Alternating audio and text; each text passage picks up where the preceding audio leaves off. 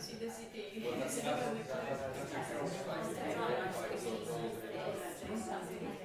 my sister, yes.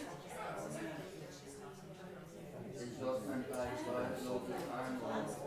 Well, he doesn't, he's not really aware of things yet.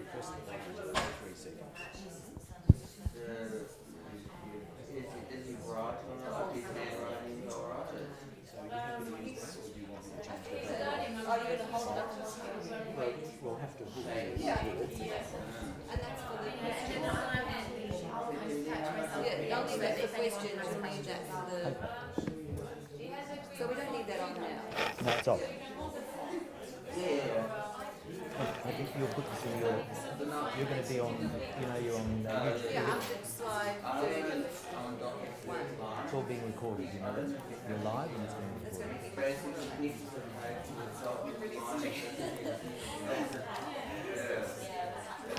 Don't tell Mike, okay? Well, he can use the big mic But why are you giving that to me now? just to see if it's going to work. Just say hello. Hello. Hello, hello, hello, hello, hello, hello. It's not picking it up. Hello, hello. Yeah, it works. Yeah, but now they're Testing, testing. Go and get that because Testing. I'm not sure. Yeah. I'll go and see. shows them how to Testing, testing. set it up all over. Yeah, it is working. Hello. Okay, so volume. There's volume here. It's like a piece No, of that's rubber Mike that Ryan. you have to hold in a certain way. There's a lady out there. Like a Got it. t-shirt and you hold the pen. I could hear you testing online. Oh, you could. Okay. Oh, it doesn't live. come up here. Ah, that's why. I'm thinking I should hear the mic up here. I used a lot of self-medication. It does, but we get feedback if it's too loud. So everything's being recorded now. Okay. Can you hold a pen for eyes or does he write like this?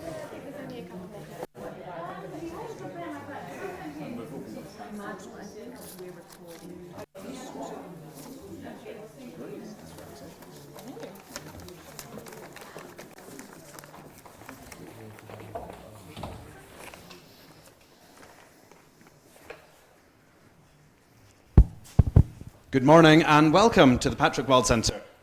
I'm Andrew McKechnie. I'm a clinical research fellow and psychiatrist here at the Patrick Wild Centre at the University of Edinburgh. Welcome to all of you in the audience and also welcome to everybody watching online, either live or recorded at a later date. So you're all very welcome. I think we can also take questions online, so please tweet to either at Patrick Wild Centre or at FragileX UK for questions. So we're delighted in being joined today by the Fragile X Society, who are co-hosting with us this wonderful session with the Fragile X Alliance Clinic of Australia, and we have Jonathan and Rochelle Cohen of the centre and Michael Cohen as well, who as a trio are going to be presenting to us this morning on issues in adulthood and also carrier issues in Fragile X. I'll now hand over to Becky Hardiman, Chief Executive of the Fragile X Society in the UK, who's going to do a further introduction. So thank you very much, you're very welcome, and look forward to speaking with some of you later this morning. Thank you. Good morning, everyone. I'll keep my introductions short and sweet, but yeah, I'm Chief Executive of the Fragile X Society, and my colleague Sandra, who's our support and development worker in Scotland, is also here with us today. And I just want to say a big thank you to all of those who are attending and all of you who are watching. And I'm really excited at just the variety of different people with different interests in Fragile X that we have here today. And just my thanks to everybody at the Patrick Wild Centre for hosting us here today, and just for all the work that you do for the Fragile X community. And it's great to have the relationship with you. And thank you so much to the Cohen family as well for generously volunteering your time to come and speak for us. And we're really excited to have a talk focusing on these two topics, which we hear all the time that people want to know more about. So we're really, really grateful for your time. And yeah, I'm delighted to hand over to you. Thank you. Thanks very much, Becky and Sandra and Andrew, for having us here today, and thanks everyone for coming. We're really delighted to be here. We've just been in Italy, and we sort of feel like we're coming home here. Melbourne's got very similar weather to you. We're expecting rain and sleet and cold, and I'm sure that'll come, but it's been beautiful so far. We're really pleased to be here. We know about the work that Patrick Wild Centre does here, and very, very impressed, and hope to catch up a little bit more later on today about that. What we wanted to do today was really focus on some of the things that we've found to be important in working with people and with families and workers with Fragile X syndrome. We first got involved with this about 20 years ago when an absolutely chance conversation over a cup of tea eventually led us to a diagnosis of Fragile X syndrome, and opened up a world for us of information, and it really hasn't stopped. We've been on this very long, fascinating ride through this wonderful world, and we really wanted to share some of the things with you, some of which you will know. I'm sure that the people here today are very experienced and very knowledgeable already, but hopefully we'll have some time for some interaction on some of the topics. So we'll be talking a little bit about the clinical presentation. Rochelle and I primarily are clinicians. We do a little bit of research, but we're primarily clinicians. We do a lot of work with people. And we'll talk a little bit about some of the things that we know work with families in Australia. Michael will give a presentation from his own perspective, and that'll be the first hour and a half, and we'll follow that up with questions, and then we'll spend some time on pre-mutation carrier issues. So at our clinic we see people from really very early on, actually before birth really, through to old age. And age, of course, is not really affected in Fragile X syndrome. Full mutation, there's a normal life expectancy. We see people of all ethnic groups and people of both genders. These are two sisters who actually, the one on the left is a mother of, she's got a full mutation, Fragile X, and she's the mother of a boy with a full mutation and a girl with a full mutation, and the grandmother of another girl that her daughter gave her with a full mutation. And both sisters happen to marry brothers, actually, and so her nephew is also a carrier of the full mutation. And although we'll come to this a bit later on, it used to be said that carriers were not affected. The lady on your left actually is developing an early dementia, and is probably one of the small percentage of females that get, it's not the FACSTAS Fragile X tremor ataxia syndrome, but a neurodegenerative disorder, which is still all being worked out. This is a little bit older, this slide now. We've got close on 300 people on our books now, but you can see that about 2/3 full mutation, about 1/3 are pre-mutation people that we see. Gender, again, 60-40 split. And we see pretty wide range of people. Again, the pre-mutation carriers that we see come to us because after we've seen an initial person with Fragile X and we start talking about it, they'll say, oh, well, I've got another child and they've got some issues. Could that be the pre-mutation? So we'll talk about some of that later on. So this was really thrown at us by the people that we were seeing rather than the subject of research, and we've known about this for years. Some of the research that we have been doing, our pet project at the moment has been offering carrier screening testing, and that's a paper that's shortly to be submitted for publication. That's been a 4-year program that we've run in Melbourne. Again, I'll speak about that later. I know that Kim Cornish, who hails from the UK, is coming out a little bit later in the year, and we've been doing some of the work with her as well with females with a pre-mutation. We've been involved with, as Andrew has here, with the Nevada study, which unfortunately didn't show anything from an overall point of view, but we know that the medication was effective for some people. And we're currently working at setting up a Victorian, which is where the state of Melbourne is in the state of Victoria, and later on an Australian-wide database, which is going to be important for Fragile X syndrome. So at our clinic, we use the services of an audiologist, optometrist, who just happens to be my wife, just came across her somewhere, speech and language therapist. We actually have two occupational therapists, and an exceptional psychologist who actually has been working in the field of ADHD, attention deficit hyperactivity disorder, and has developed great expertise in Fragile X syndrome and did her master's in that. I'm the general practitioner, and we occasionally will refer to some specialist physicians depending on need.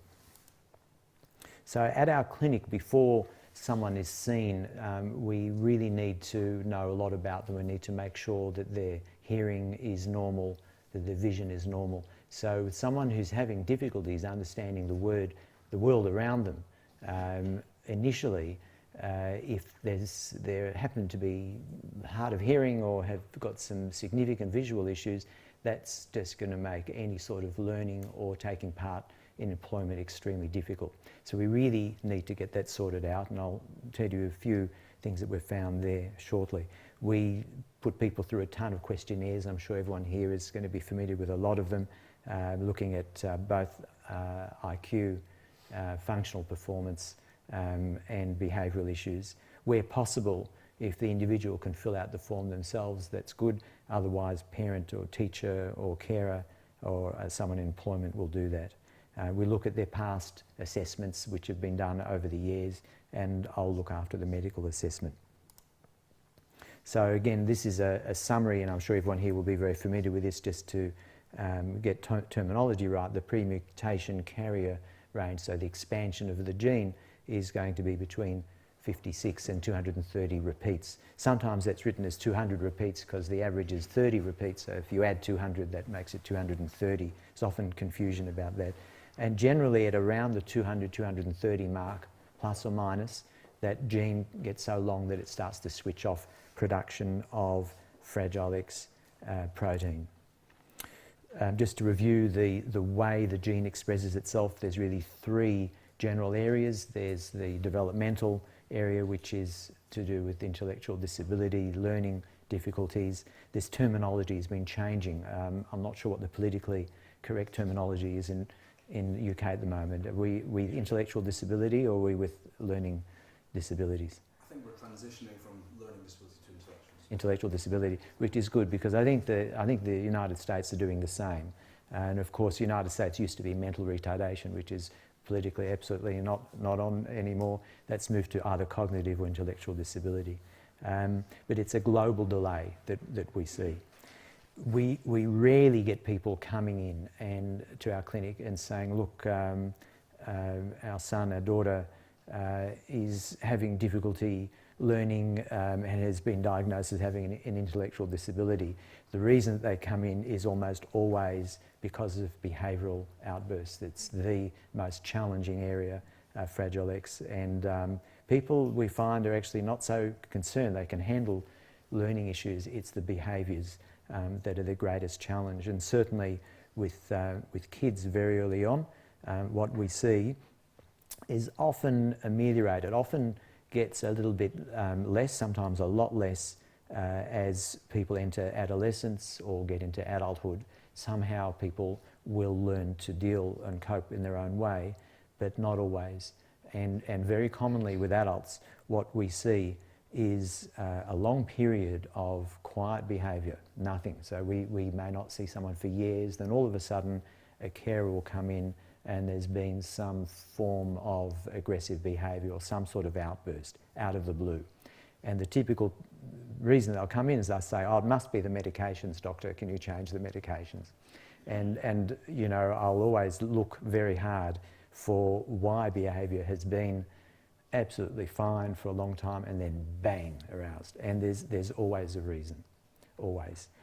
It's just a matter of finding the reason. Sometimes we don't find out why, but we'll talk about some of those a little bit later. The physical stuff has always been in the textbooks The classical, ears sticking out, and I hesitate to say this in the UK, but that's Prince Charles has got ears that stick out as well. So, and I don't know if he's had Fragile X testing or not. We're not sure. But it doesn't really mean a lot. The narrow face, the high forehead, the loose joints, the large testes is the old physical signs of a genetic syndrome, and that's how Fragile X was first sort of looked at, and then they discovered the gene. Aside from the loose joints, flat feet, and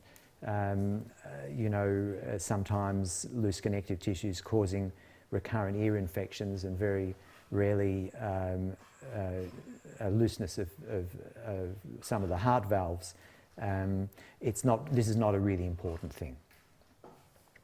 So the point with Fragile X is that there is certainly a wide spectrum of involvement. So here's a guy, and many of you, anyone of you seen this, people biting on hands, and this is, it's described as self-harm, but it's a way that people calm themselves down. And it's the deep pressure that seems to help people focus. We all do this. We clasp our hands, we cross our arms, someone's doing that right now, we cross our legs, we fiddle, we squeeze, we go, I didn't mean to do that. And that's exactly what these guys, I say these guys and girls, guys are doing. They're helping themselves focus. It helps calm themselves down. And it's a sign that there's something going on.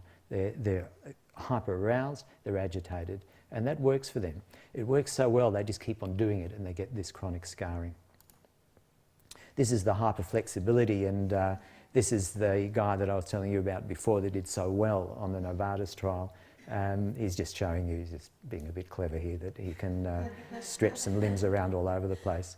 Now, he was such an upset, agitated guy when he was a lot younger that his parents couldn't take him out. If they tried to take him out, every kid wants to go to a pizza parlour or McDonald's, but if he walked into a restaurant, the powerful smells would excite him so much he would gag and sometimes throw up, and they couldn't take him out. Now he's a lovely fellow. You can have a very good conversation with him. He's learnt a lot of good calming strategies, but he certainly does still get distressed from time to time. He did very, very well on the mGluR5 inhibitors, but that trial was stopped, and we're looking at some of the SSRI medications on him now. And we're also working very hard with his parents to get him into some part-time employment. So with adults in Australia, and I'm not sure, I imagine it's similar here, there are sort of two parts. People can either go into a day program where everything is done for them. It's pretty passive sort of program. They're taken out, they've got different activities, they get to hang around in a room for a while. They might be taken out to the beach one day or to bowling another day. Some of them, if they're really good, will take them to a pub for a drink. And then there are the more active programs where people actually go into an educational program that will transition them to employment. Is that a similar thing that happens here? Okay, so he's actually in the transition to community rather than transition to employment. And in speaking to his parents, they're both petrified about letting him go into I'm not telling on his parents, I have permission to speak about all of these guys, but it's a struggle because the parents are more worried than he is. The cut-off point in Australia for going into a transitions to work program is to be accepted into that. You have to be able to get yourself on public transport to the institution. And they don't want him to be travel trained because when he was younger they didn't have good experiences. So this is a guy that you can have a conversation with. He's quite appropriate. He certainly can be travel trained, but the difficulty we've got isn't with him, it's with his petrified parents. So that's another issue. And they're worried that if they let him out by himself, he might run across the road without looking. So we're currently working on them at the moment. There's some very complex psychological interactions with something like that. This is a guy who's is really terrific. We actually haven't had him tested yet to see if he's methylated or not. I suspect that he's not methylated, which means the gene is working. He's one of a twin. Twinning is common in Fragile X syndrome. He lives independently with his brother. His brother is a night cleaner for a corporate firm. They both drive.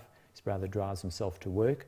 And Andrew drives himself to work. He did work with McDonald's, which has a very structured program, for about 13 years. Oops. So, yeah, I think we haven't got our...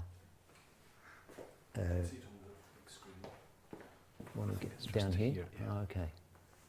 Thanks, Andrew. You're telling me what you cook at McDonald's. So, Yeah, well, I can. I mean, I don't cook everything. Most things. I fill the fishes and the chickens and apple pies and nuggets and chicken burgers and macs and everything. So I understand this, but I thought McDonald's always have you cooking one thing only that you know No, is specialty. there are two sections. There's one section that will one. okay, so he's done really well. Sadly, a new manager came in to work one day, and he didn't like him working there. And Andrew picked this up and began to sweat. And he sweated, and the manager used that as an excuse to say he couldn't come to work. And we didn't really resolve that with that particular manager. We tried to get him into another job with a different McDonald's, but he's decided he's retired.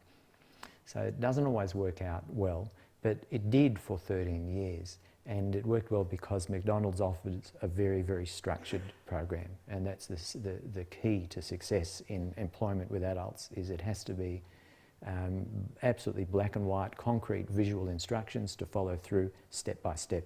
And it works very well.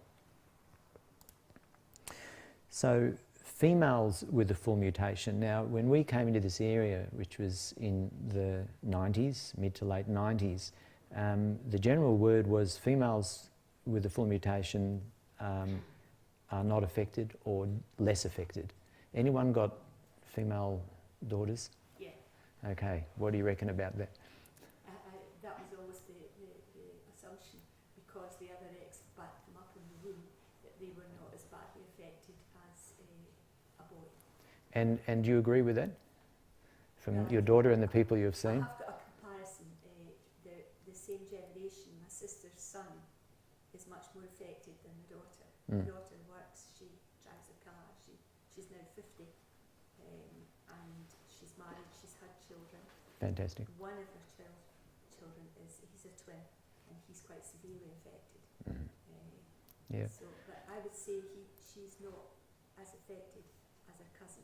Okay, and I have a bit of a thing about this, and I would use the word that females appear less affected.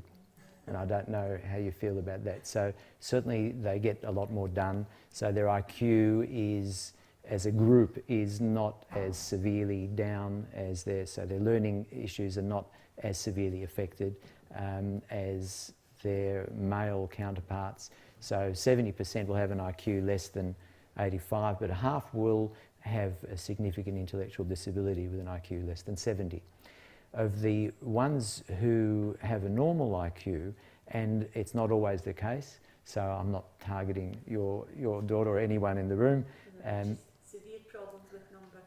Severe problems with maths, absolutely. And not all. We have a couple of women who are, one's working as an accountant and one's working as a bank officer.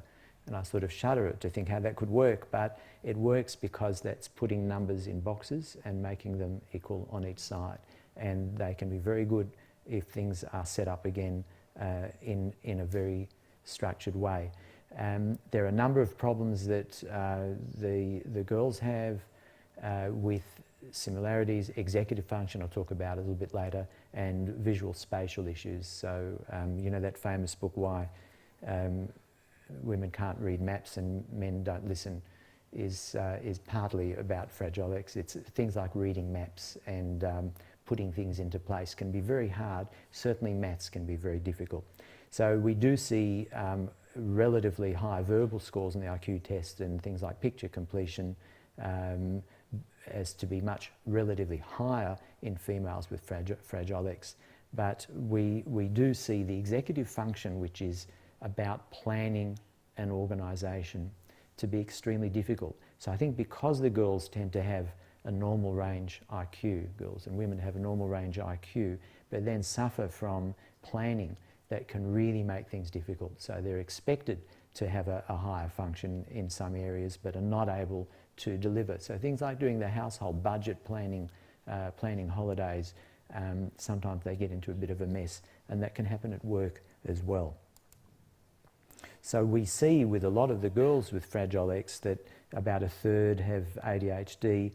Shyness is a real feature. Social anxiety can be a real problem. So they, lovely people, but generally a small, very small crowd of friends is a sort of common thing that we see. Anxiety in 40%, general anxiety, generalised anxiety disorder, panic disorder, out of the blue with very little trigger, and many will be avoidant. Now, a lot of this stuff was known back in the 90s. It was well described, but because I think the girls, the women appear normal, it was largely ignored.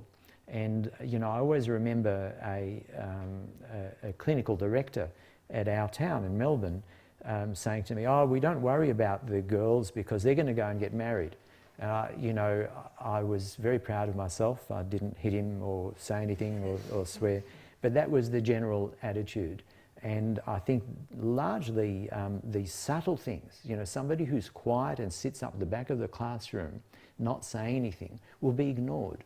And we see, women coming in who have got problems reading because they're allowed to get through school without getting extra help, because they didn't have that outward, the behavioural problems of kicking people or swearing or punching or pushing.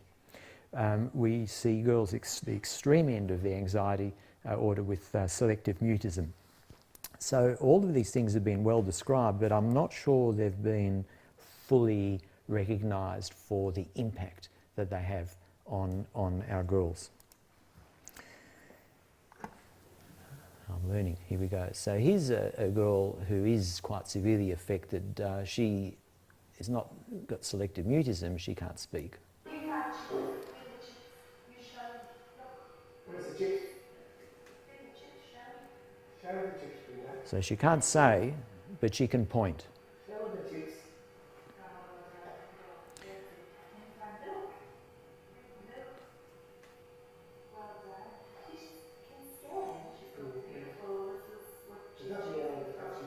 So this is one of our speech therapists, Felicia Schmarman. If you can say Felicia Schmarman, you don't need a speech therapist. And she's working with this young adult girl whose mother was very affected and was actually brought up by her grandparents. And we are looking at setting up for the first time for her a picture exchange program so that she can communicate. No one had ever set that up. The parents had just sort of thought, okay, the grandparents rather, because that's what they did in their day, let's just look after her, keep her clean, give her some food. And she actually hadn't had a lot of input. So she eventually got a picture exchange system set up and was able to communicate a lot better. But of course remains quite affected. So she really missed out on her early intervention. Okay, this is a young girl. I think at the time this photo was taken was 16, and she had selective mutism. So she was in a classroom, did not speak, did not say a word in the classroom for 1.5 years. And then the parents thought, oh, look, we really need to look at what we should do. Should she stay at the school? And they brought her in. And what we did is we put her on fluoxetine, which is Prozac. I'm sure you have Prozac here, okay, and you probably know all about this, but one of the great side effects of Prozac is about 20% of people get hyperaroused, and actually sort of took her out of herself a little bit, and she began to speak. It worked really well, and in fact the parents rang me up after about 2 weeks and said, look, she's speaking. I said, oh, that's great. She's speaking in the classroom. I said, that's good. She's speaking on the school bus to the driver the way to school. I said, that's great. She said, yeah, but she doesn't stop speaking to the driver. Can you pull that back a bit? So we dropped the dose in half, and she's been fine. She's now trained as a childcare worker. It was a 2-year course, and she's very happy and doing very well. So I could spend about a week on each of these issues, and I've sort of listed them here, but these are the things that I think, who's looking after adults who's come today? So, okay, all right. Well, I should ask who's here. So we've got families, put hands up, I know, I've seen some, okay. Psychologists, okay. Who else have we got? Carers. Psychiatrist. Terrific. Thanks for coming. I hope you're learning something today. We hardly ever see medicos come to our sessions in Melbourne for some reason. So the issues that we deal with is looking for accommodation, and I think there are different stages. So it's fine when kids are at home, but as they get older, a lot will want and will need to develop independence. And so really from adolescence onwards, we spend a lot of time trying to push development of independent skills so that people can look after themselves as much as possible. And the choice will be, a lot of people we see do stay at home with their parents until they get quite elderly. It's often really important to have the discussion about what people's plans are, rather than wait for parents to be unable to look after their adult kids, for that to be transitioned either into a community residential unit. So what's happened in Australia over the last 2 decades is the large institutions have been pretty much, well, all closed down, and many institutions have been set up in the form of 5 or 6 people living in a house in the community. Is that, I imagine, a similar thing here? And for our way of thinking though, and there are a couple of options that exist in Australia, the ideal is really cluster housing. The community residential units don't work real well. Putting 5 people in together with behavioural issues is not an ideal situation. And I have to say, it usually doesn't work. It creates a lot of strife. Unless the person or people with Fragile X have their own space that they can get to. It's usually just their own bedroom. But we have seen a couple of places where they actually have a unit connected to the house, but it's their own unit. So they've got their own space, and they've got the ability to interact with other people when they so choose, rather than being forced into it day or night. Cluster housing, which is the model that we see more with the elderly, would be a lot better for people with Fragile X, and I don't know if that's something that's available here. Does that, anyone know if that happens with old age or with any people who have intellectual disabilities? Okay, so that's an absolute ideal. So that's a unit, 1 or 2 people in a unit, but with a central area for eating and for activities, and so there's central management, and that gives people their space. And people with Fragile X syndrome really, really need their space. We have had a couple of people who, because of their behaviour issues and being put in situations where they've not been able to manage their own behaviour, have become so aggressive that they've been forcibly removed by law into a forensic facility. So they've basically been put in a jail of sorts. And that's actually works pretty well because it's very structured, but it's not ideal and it's not what we like to see. We have quite a few people who are working in areas such as hospitality. Michael will speak to you about that later. In horticulture, we've got, we know of 3 brothers who are working for the council doing parks and gardens. And that's great because there's a whole group of people, so they've got a lot of support from their co-workers. And the secret is to have somebody who is able to support them as either a job coach or the person who they're working directly under. And that's the key to working in employment, that when there is a good manager, a good boss, it works really well. When there isn't, it doesn't. People who haven't got themselves into a workplace, and that's not ideal for everybody, will be in a supervised day program. And again, they don't always work, because if those day programs are not structured, then these guys just cannot manage well. Some do. We had someone in the other day, and he said, look, he can't stand it. He actually said to us, he said, we have to wait for half an hour in this big room with lots of people. So it's a big echoey room with lots of people, and just standing around waiting is not something these guys can do. They cannot sit still. That's part of the ADHD thing, the inability to sit still, but they need, again, structure, something to do for short periods of time, and if that's all followed through, it works well. Behaviour management is often very poorly understood. I will speak about that shortly. A very, very sad thing, and I would hope that no one here has seen it, but I'm sure that many have, is abuse. And I was saying before that quite often we get, especially an adult male, coming in, and the story will be, oh, he's been fine, he's been fine, he's been fine. All of a sudden, you know, the last 4 months or 3 months, he's been terrible. And, you know, I'll probe and try and find out, did someone new come in to the house, staff or, you know, someone else that's just been coming into the house. And of course, no one knows anything, but a few months later, I'll get a phone call saying, oh, we found out what it was. There was a staff member found to be abusing, and there's every sort of abuse. And so I always bring it up now when I hear that particular story. The hackles on the back of my neck go up, and I say, I'm really sorry to bring this topic up, but I think we need to have a fly on the wall. We need to ask everybody, and we need to keep a very careful eye out for somebody. It can be physical, it can be emotional, it can be sexual abuse, and we've seen, really very sadly, all of these. And that is rife, and I don't know that it's different around the world in institutions and where there are people who are not under an adequate level of supervision or have been brought into a program without appropriate training and without people being responsible.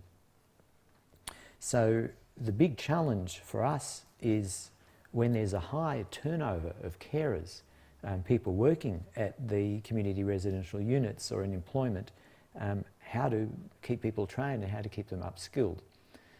I don't have all of the answers, don't have any of the answers really, but I'm hoping that maybe a bit later on people can share some of the things that they've found work for them, and we can pass that knowledge out. One other issue that often does come up is, and I call this confusion between independence and duty of care. So a typical situation would be that someone comes in with an adult who has been allowed to eat whatever he likes, because after the age of 18 you're an adult and you can eat anything you like. So if they want to eat chips and Coke and potatoes and lollies, chocolates, nuts, and whatever else they want to do in large amounts day after day, year after year, they're going to grow quite big. And they come in, and after their body mass index goes above 30, that's called obesity, and above 35 is called morbid obesity, and we see those. And I'll say to the carer, do you think we can talk about, and politically, you know, I would say put them on a diet is the right thing to do. The politically correct speak is a choice of healthy foods. But whatever, let's try and cut the carbs. And they say, oh, well, no, they're allowed to eat whatever they like. And I'm not sure that that's right. And there's this, as I said, there's a confusion and a bit of contention in the area of intellectual disability at the moment in how to manage this. And my view is that, yep, they're chronologically 18, but they're often a 2-year-old or 4-year-old or a 6-year-old, and they, we have a duty of care to not let them get so overweight that they develop cardiovascular disease, they develop diabetes, they develop joint pains, and I think it's vital. You know, my next statement to people who say no, they should eat what they like is, okay, well, should they brush their teeth? Do they have a right to not brush their teeth? And if they were to get diabetes, do they have a right not to be given medications? And I think this is may sound a bit silly to some, but it's a real problem that we're seeing. I don't know if you're seeing this here, and again, we might discuss some of these issues later. I'm keen to hear your views. And my last comment, none of these are very pleasant comments, are they, is what is called collusion of anonymity. So this is where there is a situation where someone is in an environment, and there is a carer, and there's a manager, and there's an area manager, and there's a supervisor, but when you want to say, okay, we need to change this, or we need to put in a program, oh, that's not my job. And this is very hard. We see a lot of carers that really do want to change the way things are set up, but there isn't a systematic way of doing these things. And again, perhaps we can discuss ways around this or ways of dealing with this later on. So this is a lady who's in her 30s. She's smiling here. When we first saw her, she was extremely distressed, extremely upset. She came in. I'm not sure why. I seem to be able to have her trust, but she'll come in and sit there and speak with me. But when we tried to put her through our multidisciplinary program, she was so distressed she couldn't stay in the room, and she ran out crying.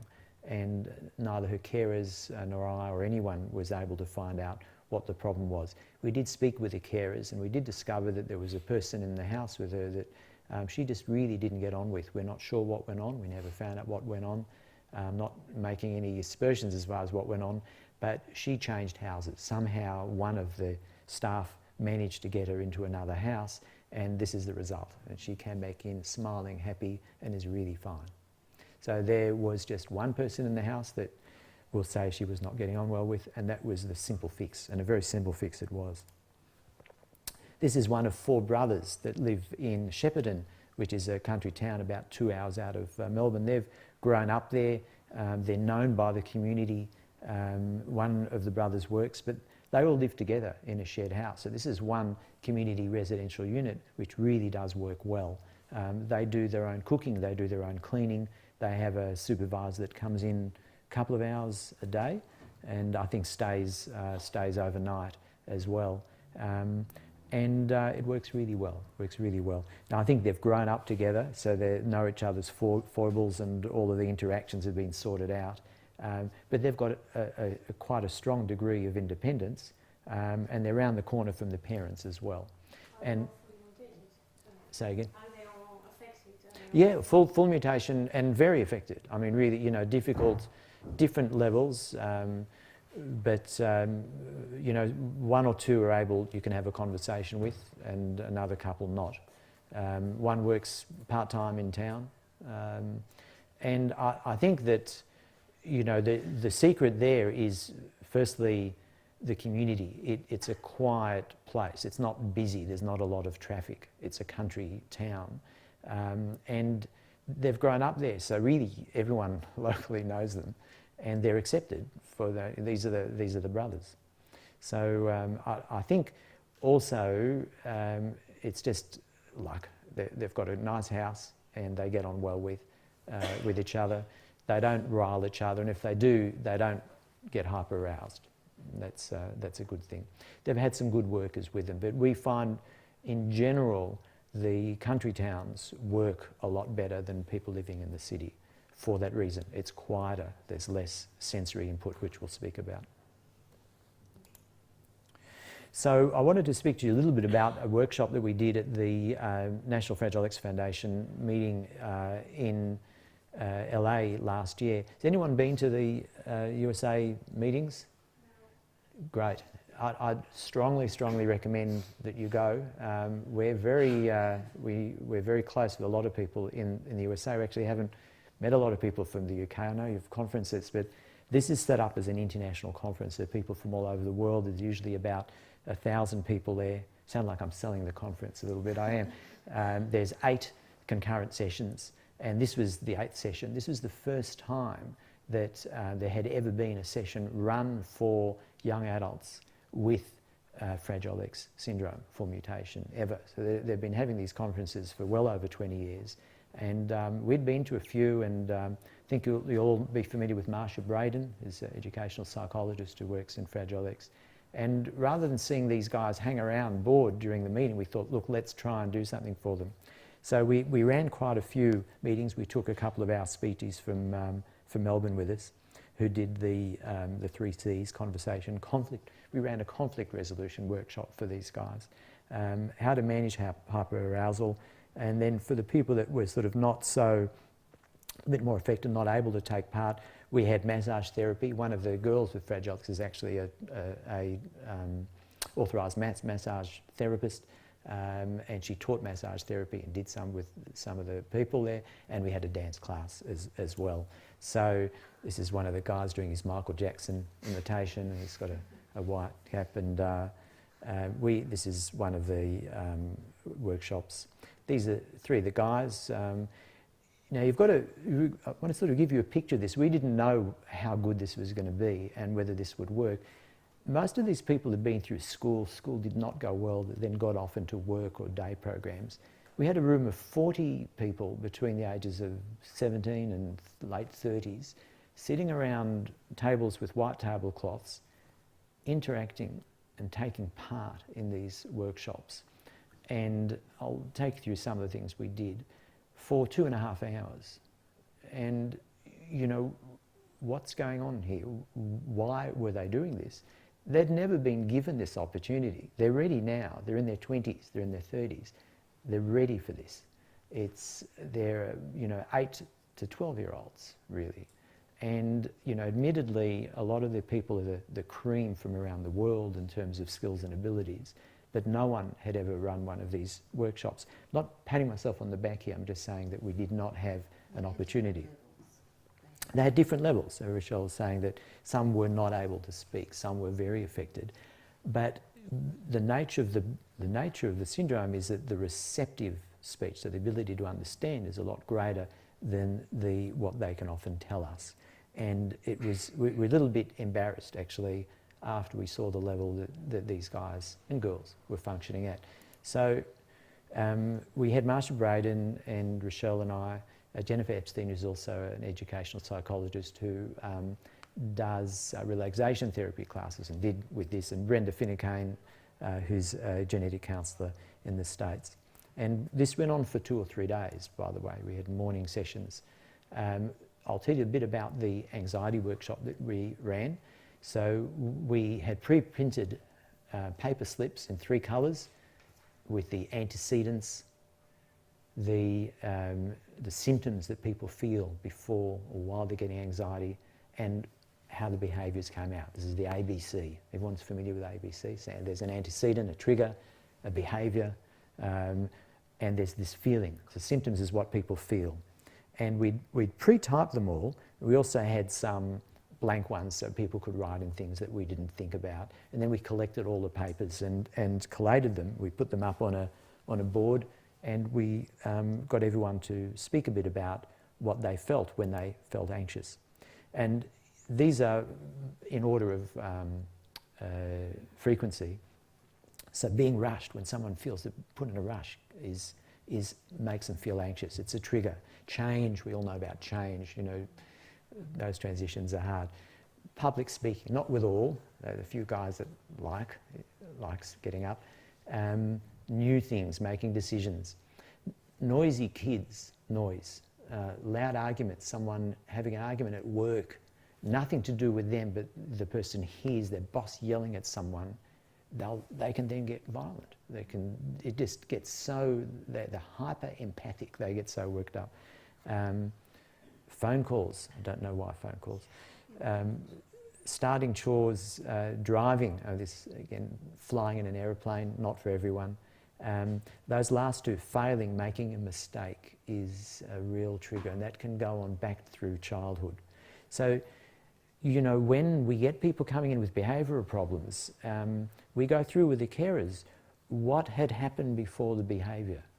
These guys don't just explode, unless they're having a seizure from a compound partial seizure, which is a form of epilepsy. There is always a trigger. It's a matter of finding out what the trigger is. And it was great because we knew some, but these are the ones that people came up with. And there was, people get up and speak about them and everyone would go, yeah, yeah, and they would give examples. Physical symptoms. Talking about when you're feeling anxious, how does that come out? You can't see anxiety. You can only feel anxiety. It's an emotion. But you can see the physical symptoms. So you see someone getting agitated, sweating, face getting red, complaining of headaches, stomach problems. You know, we all get that. We all get all of these things. But getting people to talk about it and recognise that this is a physical symptom of anxiety was something new for a lot of the people in that room. And then we spoke about behaviours, and people love this because they all agreed they knew exactly what that was doing, especially things like getting aggressive or saying the same thing over and over again, twirling their hair, lying. People often would get out of a situation by saying, yeah, we'd lie, yeah, we'd say something that's not true. And you know, biting, picking, scratching. Laughing at inappropriate times was something that we saw a lot with the girls. So that sort of giggling, laughing type of thing. And swearing, again, the aggression coming out. So what was important about all of this was that this was, for a lot of the people, the first time that it was a group workshop, it was a group therapy session. We discussed all of these. We played a video of a relaxation exercise. We took them through some deep breathing for about 10 minutes. And, you know, for people with ADHD that's not supposed to concentrate and sit there very long, we were doing this for a good 10, 20 minutes. It's a pretty intense session. We thought that, I think, being in a group together, this is a form of peer group. You know, people liked doing what other people were doing. And we're going to be doing this a bit more scientifically, all going well, at the next year's meeting in San Antonio, Texas. So in your diaries, mark end of July, San Antonio, Texas, and I'd strongly recommend for those of you interested in going along, and if you've got your guys or girls that you can bring along, this is hopefully we'll be running this session. So the outcome of this is a lot of the people who hadn't met before at conferences started to hang out together throughout the meeting. A lot of the guys hung out together, which is unusual and not typical behaviour that we see in guys with Fragile X. The girls, sure. Some of the girls came up and requested help with how to date, and some of the guys too, actually. And that's a really tough area for another day, but we hope to run a workshop on that next year. I'm just getting a little hint here.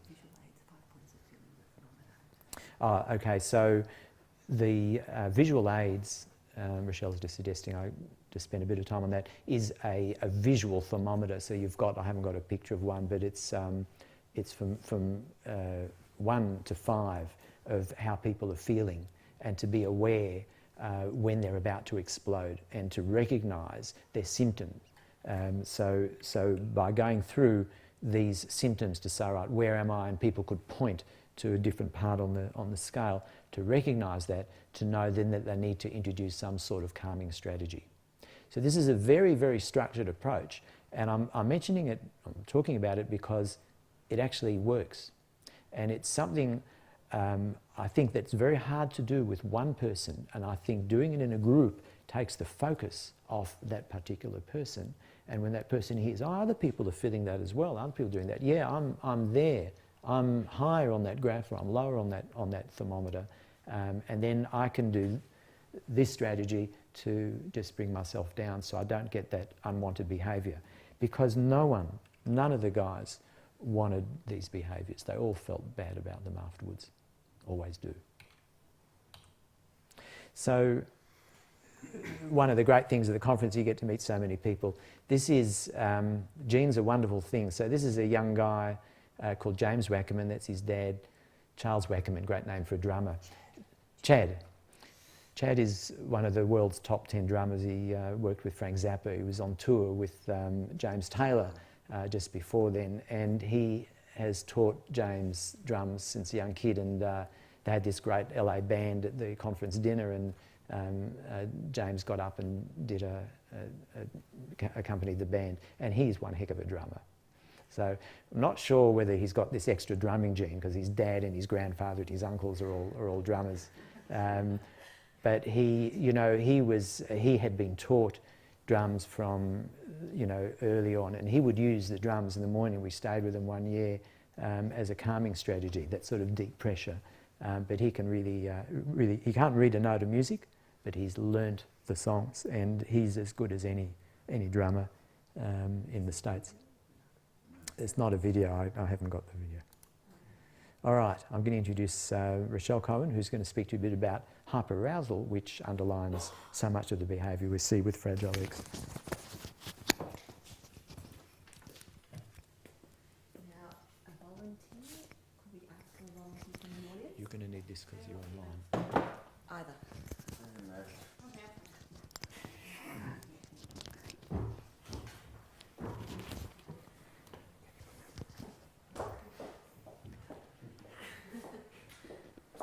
What's your name? Julia. Julia. Hi, Julia. I'll get Julia. I'm Rochelle. Do you want to take a seat there? I'm just trying to get this. I'm not doing anything rude. I'm just trying to get Michael, this. do you want to grab the stuff? Becky, I might get you there. Give her a hand. The distance better, Mum. Okay.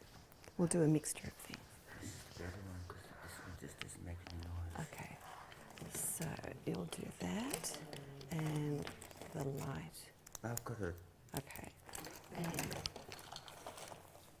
you're going to be clicking that next to the ear. Michael, tell me the name. Becky and Julia. Now, we won't do that. Okay. All right. So we're just going. Sorry, I forgot your name. Julia. Julia. We're just going to ask Julia some questions, and we might do a little bit of stimulation at the same time. And we'll do 30 seconds. Have you got a stopwatch? Okay. You do it. You do that. Okay. So you ready? Yeah. Okay. So your timing. Okay. So Julia, can you tell me all the members of, and your eyes are open, all the members of your family, and name them in alphabetical order?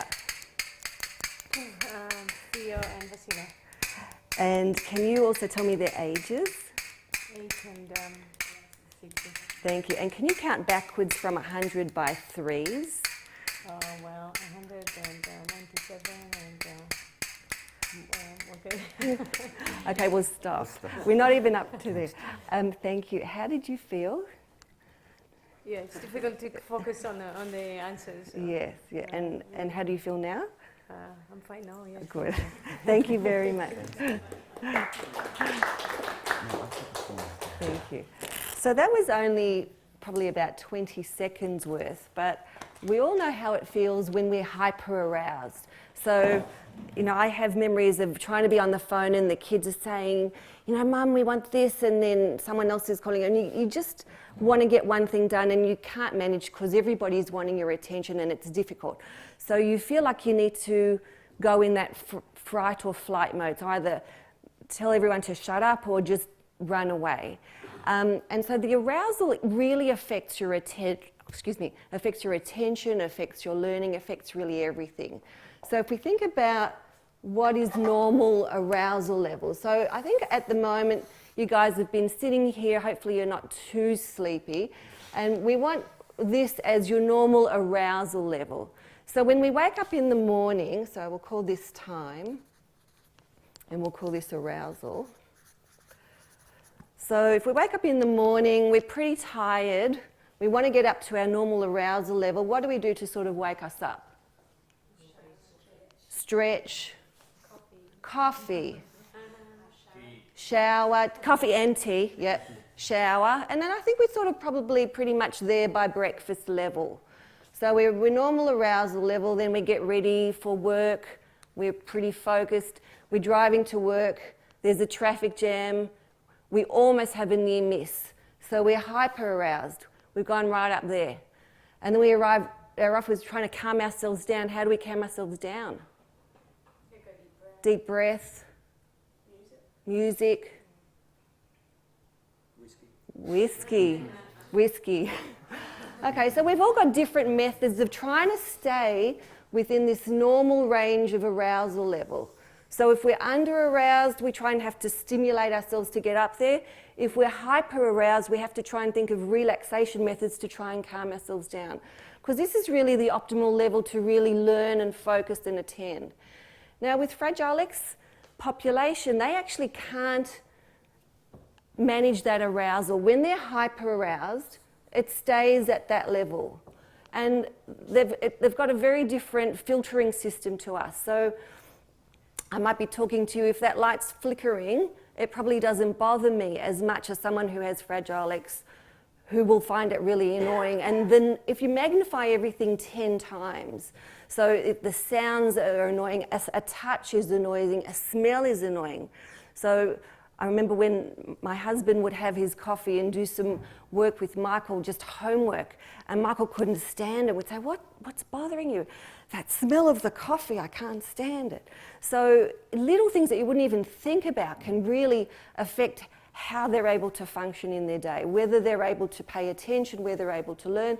So this arousal is really big time with Fragile X. So we have to make sure that their arousal levels are at the right level. Otherwise, if they're hyper-aroused, they're not able to function. And we aren't either, because we're in that flight, fright, or flight mode. So this is an OT speech really sort of talking about a hypersensitivity. So they've got hypersensitivity actually to every sense you can think of, to touch, to smell, to taste. They might like only certain textures. Some of them even stuff their mouth so much to even get that sense of that they've got their mouth full. OTs work very much with hyperarousal and hypersensitivity. So they'll do a questionnaire to see what are they hypersensitive to. Can we desensitize them to certain things? So there's methods of brushing and deep pressure to try and calm them down. There's lots of things that OTs who work in sensory integrations can do to help manage this problem.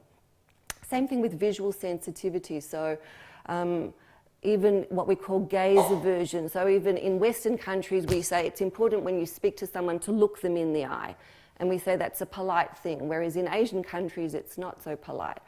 With Fragile X, it's quite a scary thing to look someone in the eye. So we might teach the person with Fragile X not to look at them in the eye, but look at them in the mouth or look at them at the forehead. Because the eye gaze is quite a hyper-arousing type of sensation. Also wearing dark sunglasses is something, even inside, gives them a sense of protection and they don't feel so exposed. They also have, again, this is the OT slides, poor body awareness. They're not aware of where things are and where they are in space. They have low muscle tone. So anything that affects them in their arousal state is going to affect them how they're going to manage. Now, what do they do with the sensory information? I mentioned excessive chewing.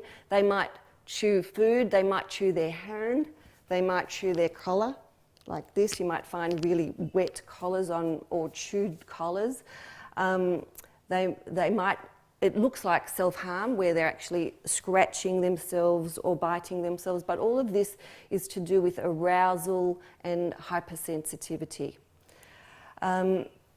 Again, the OTs will do quite a big investigation on what is making them aroused and their sensitivity levels, and they will design a program to try and desensitize the person. So for example, auditory might be something that sparks them off. So fireworks might be really anxiety provoking for them.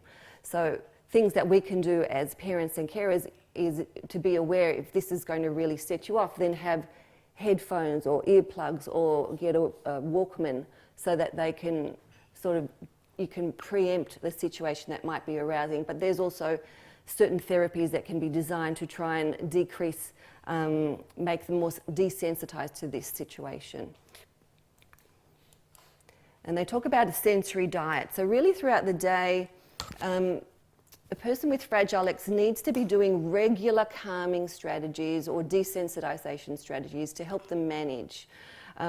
So, for example, in a classroom, it might be that they are the class monitor and they would rub out the board or carry chairs. In at work, it might be physical activities that use joint pressure and heavy lifting that help them manage throughout the day. So sort of sitting still with hands crossed is just not going to work. They might wear heavy clothing or weighted vests to help them feel calm. Certain clothing they might not like, so they might not like tags on their clothing that irritate them, or certain textures. Giving them fiddle toys or calming squish balls is also something that's good. Again, the oral motor stuff, so they can have chewing gum or chewing very crunchy or hard foods is also very calming. So we actually talk about having something like an emergency kit, an emergency sensory kit. I'll talk about that in a minute. So if you're going on a long trip, you might want to have a bag that might have their headphones and their favourite music. You might want to have some cream that they like to smell that they're able to massage into themselves. You might want to have their sunglasses and a hat so they're able to sort of filter out excessive visual stimulation. So a bit like horses with blinkers, it helps them focus. You might want to have certain music that they like to listen to that's calming. You might want to have their favourite fiddle toys or material that they like to feel. So you're trying to think about what they like and what they don't like, and already get them in that calm situation when you're changing the environment for them.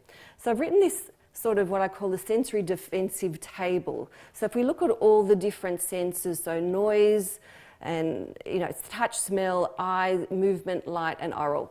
So the things that tend to make people with Fragile X anxious might be loud, sudden noise.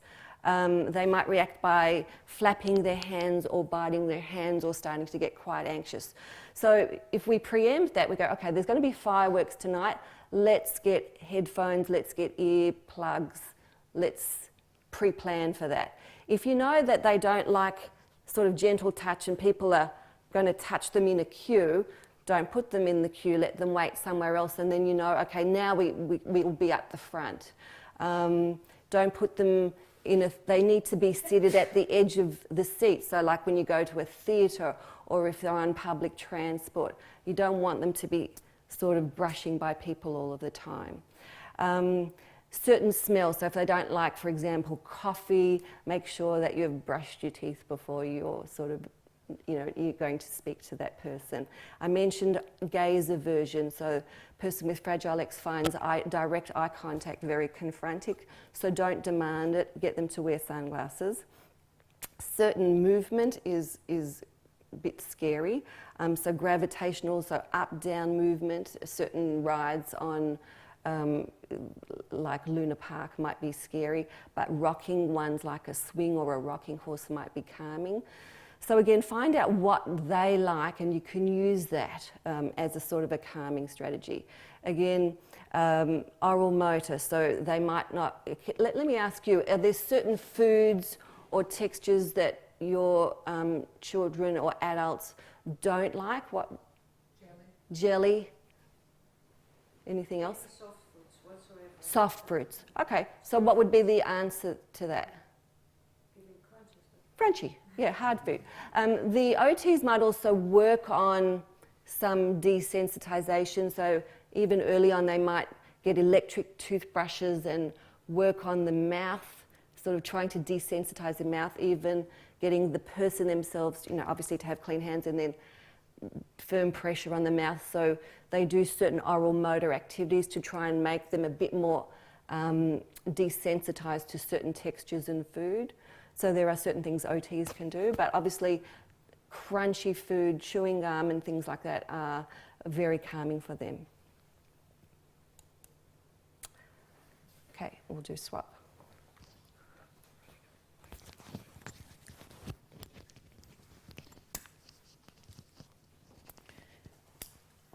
I don't know if any of you saw that while Rochelle was talking, but Michael was holding up a fiddle toy. And so, you can take your guys into, what does it do? Does it? Just stretches. Just pulls out. So you can take your guys into, do you have £1 shops, I suppose, would be here. It's in Australia, it's $2 shops. So. And and they'll sort out the things that they like to sort of fiddle with. And you know, you need to sort of find some things that they can take with them on trips, or if they've got, you know, they've got to wait for an appointment somewhere. You've really, that emergency bag is really important. I think we left out food as well, mints, chewies, that sort of stuff is really helpful. So we have, at our clinic, we give people a list of about 14 things to do when they first come in, and you know, this will all be up, I think, on the web later on, so I won't spend a lot of time on this. But we ask people to go through and really tick them off. A lot of people haven't had hearing or vision done. A lot of people haven't seen a speech therapist for years sometimes. And, you know, I think it's probably the same here as an adult. Funding sort of runs out, but speech and language is communication, and that's so important to keep on going throughout late adolescence and at least early adulthood. And again, as Rochelle was just talking about, an occupational therapist who is familiar with sensory issues, and to set up a sensory diet for the day so that everyone, the person, the family, the carer at work, is able to avoid the things that hyperarouse them, and put in things that they need to get them through the day to wind that hyperarousal down. So this is a guy who had a not atypical story. He was about 51 when he first came to the clinic. His mum actually was a nurse, is a nurse, and you know, he had been, as a young kid, looks fine, but said a lot of odd things, a lot of strange things, was very, very hyper, very worked up all the time, would often sort of run around, do a lot of odd bits and pieces. No one really understood him, and he eventually became more and more distressed, and a few years after school, when he was in his 20s, was diagnosed with schizophrenia and admitted to at that time, a psychiatric institution for about 2 years, which is the time it took them to realise he actually had an intellectual disability and an anxiety disorder, at which point he was moved into a home that was around at the time, some cottages for the disabled called Kew Cottages. And around the age of 50, his mum took him into one of the university clinics where a colleague of mine said, "Oh, intellectual disability, let's test for Fragile X," and came up with a positive Fragile X test. And he was then sent to us, and we worked him up, and he had pretty significant hearing loss. So that 20 decibel level, you need to be above that with normal hearing, and that's where speech is. So he was sort of getting by at about 1.5 K with speech, but he had bilateral severe hearing loss. He'd never had a hearing test in his life, and so he was fitted with hearing aids, because once you've got more than about 40 dB loss, decibel loss, hearing aids can be very helpful, and it made a huge difference to his life. So I'm now going to hand back to Rochelle to talk about some of the visual issues in Fragile X, and then I think Michael's going to speak to you.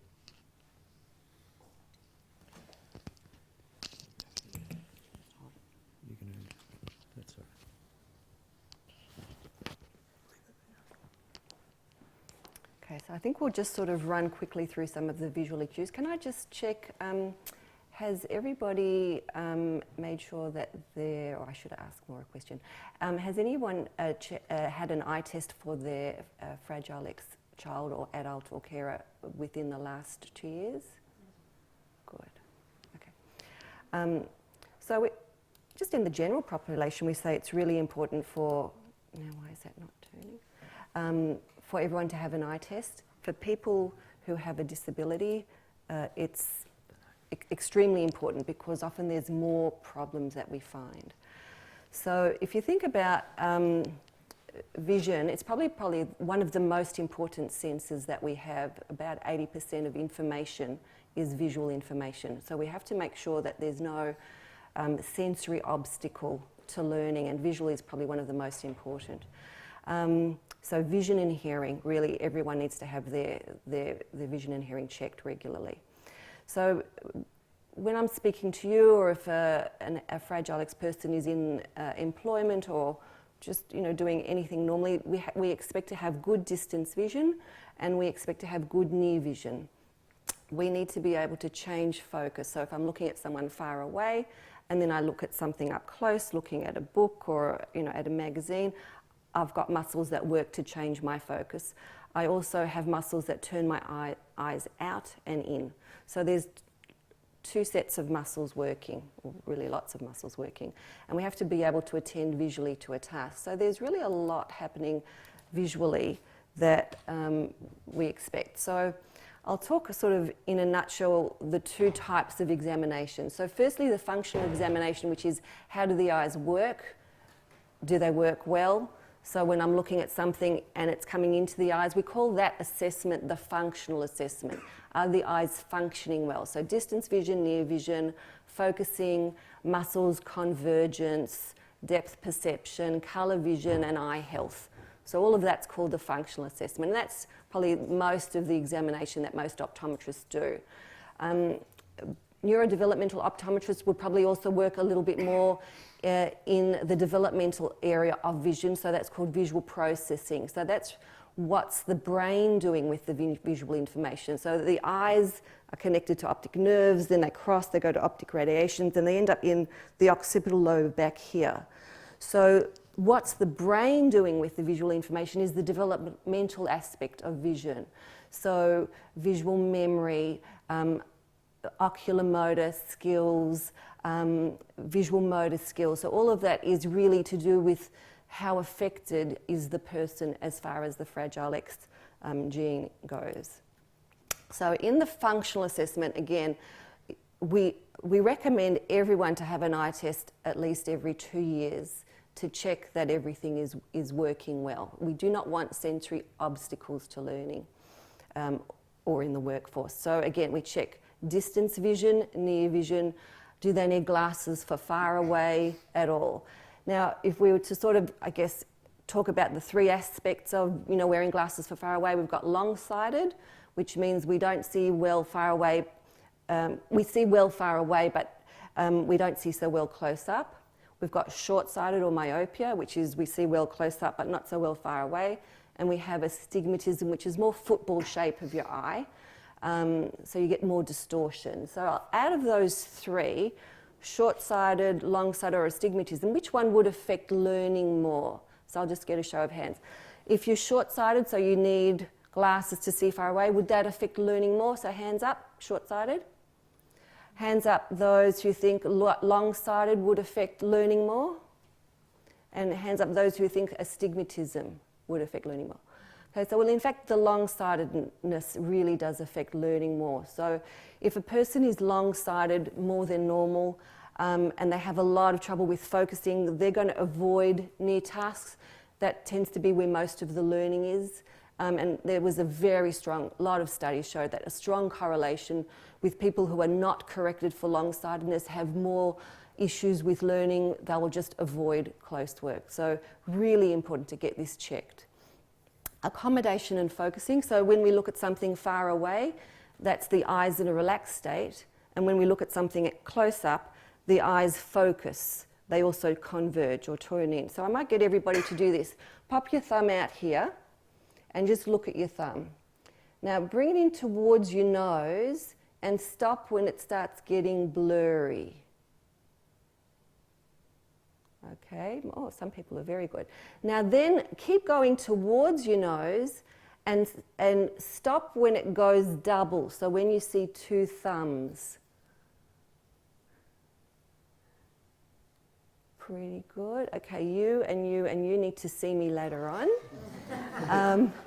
Now what I was demonstrating there is that the eyes are doing a lot of work when we do close-up. So they focus and they converge, turn in. So especially a lot of kids with attention issues and a lot of the disabled community in general have trouble with convergence, so the eyes turning in and focusing.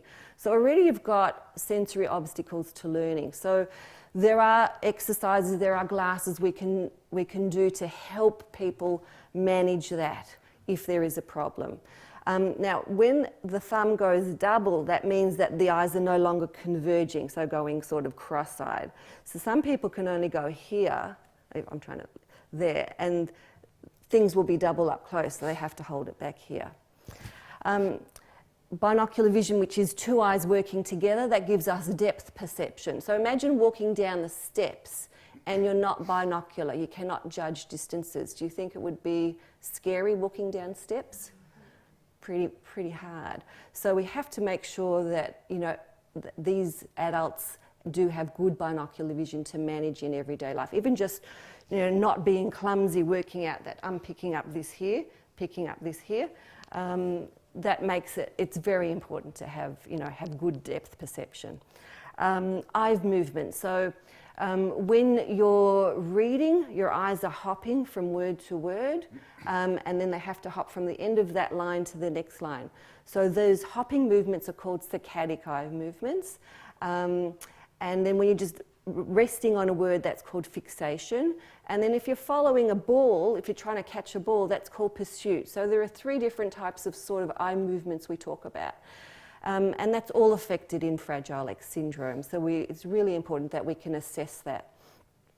Colour vision, which has nothing to do with Fragile X syndrome particularly, but 8% of guys have a colour vision defect. So it's important that we pick that up and let the teachers know, or work know, or employment know that, you know, they are red, green, colour defective or blue, yellow, and not to use that as sort of a teaching tool or something. For example, can I mention you? Jonathan in chemistry experiments, his colour vision defect was paired with another person who had a colour vision defect. So when they were doing, they had to measure when the liquid turned pink for an acid, and they both failed terribly. So it's something that's important. But they also use colour a lot in teaching, so it's important to sort of let the class know. And we check for eye health. So again, that's the functional assessment. Now, strabismus, so that's the eyes are turning out or turning in. And that's actually quite common in the disabled population in general. So 2% in the normal population have an eye turn out or in, but it's 10 times that in the Fragile X population. So that means that depth perception is going to be a real issue. Now, sometimes we can help with glasses, sometimes we can help with prism glasses, sometimes exercises, sometimes surgery, but that doesn't necessarily get them, it makes them look straight, doesn't necessarily give them depth perception, but definitely needs to be looked at. And sometimes the eye goes out and sometimes the eye can go in. Refractive error, and so we mentioned that the long-sightedness is the really big one as far as learning goes. It's 30% in the Fragile X population, which is twice the normal population, so very important to have that assessed. Sometimes we also find what's called nystagmus, or wobbly eyes. That was 4% of this population. That's often associated with a pre-existing condition. So what do we do in this functional assessment to try and help? We can either prescribe glasses, which have lenses in them. We can have what's called prism in them, can help with muscle. We can use different coloured tints. I mentioned even Polaroid sunglasses before, wrap around, that can sort of help them with managing visual stimulation. We can do certain eye exercises to help them, and we can talk about what we call visual hygiene advice. So this is Fragile X and the normal population. Let me ask you, do you think using an iPhone a lot can affect your eyes? Hands up. So you're all right. So the whole population of Asia has increased in short-sightedness by 30% in 10 years because of lack of rural activity and increase of computer use. So the eyes are not designed to be doing hours of close work without rest. So for everybody, it's a good habit to get, if they're addicted to the iPad or the iPhone, to get good visual hygiene advice. So have a rest every 10 minutes, look at things far away, get them outdoors. Outdoors is great for the eyes. So just general things to try and make it easier. Now I'll talk a bit about the visual processing assessment, but briefly. Again, this is more what's the brain doing with the visual information. This is really related to the developmental level of the person. So we look at visual spatial skills, so right-left awareness on themselves and projecting into space. So I might ask you, at what age do you think a person would know right and left on themselves? Would it be 3-year-old, 4-year-old, 5-year-old, 6-year-old? Yeah. So it's about 6-year-old. We expect that, and then projecting into space. So I'm going to know that that's your right hand. So projecting onto the other person. So that's around 8-year-old. Now that's really important later on for when you've got to differentiate between B, Ds, and Ps and Qs. So reversals of letters and numbers. If you don't know it on yourself, then you're not going to know the difference between a B and a D. So there are certain ways we can sort of help that with exercise and games. Visual memory, oculomotor, which is the eye tracking, visual analysis. I won't go into detail about that. But needless to say that those affected with Fragile X syndrome who are severely affected will have severe visual processing delay, and those who are less affected will have mild delay. So vision therapy is an intervention like speech therapy or occupational therapy to try and bump up those skills, decrease the delay to make things a little bit easier. So not every optometrist is able to do this. It would be more neurodevelopmental optometrists. I'll try and find a website to give you later on to get the ones in the United Kingdom. And so we can use in-office exercises, we can use home-based exercises to try and help develop these skills. So have we got time for reading? Yeah. So I thought I'd talk about requirements for reading. So again, there's lots of different levels of Fragile X, severe, mild, moderate, severe. But I just want to say that I would never give up on trying to teach or trying to improve skills in the person just because they're an adult. So it seems to be like school, that's the learning years, and then you're an adult, and then you work, and then we're not going to bother with teaching. And I think it's important to try at any age, because sometimes you can get a 20-year-old who's just starting to learn the alphabet, they might be learning to write. So I just wouldn't necessarily give up. So there are certain things, you know, you have to make sure that they have, but there are, you know, definitely I've seen adults improve in learning skills because they were ready at that stage. So the basic reading skills, you know, they have to know the alphabet, they have to know the names, they have to know the sounds. Again, phonics, which is listening to sounds in words, sight words, which is like the word sight, S-I-G-H-T, that's a visual memory issue. They have to be able to decode, they have to be able to move their eyes from word to read a sentence and not lose their spot. They have to have meaning and they have to understand. So it's quite a complex thing, just reading. It's not just looking at words. So there are lots of computer games you can use. Marsha Braden's developed some really good what's called logo reading games. So you'll find the Fragile X kids might not know the letter M, but boy do they recognise the McDonald's sign.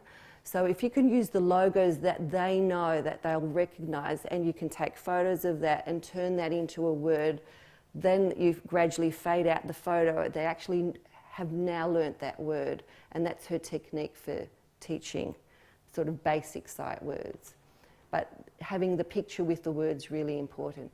Again, more computer programs. These are more optometry-based visual programs to help with developing the visual processing skills you need to get to that level pre-reading.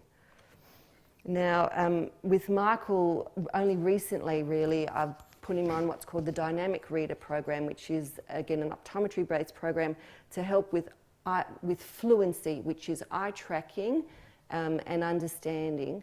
And it's a computer program that you can read 1 or 2 stories a day. Michael has improved probably about 4 to 5 grade levels in a matter of a month. But I'm saying is just don't give up, just keep trying.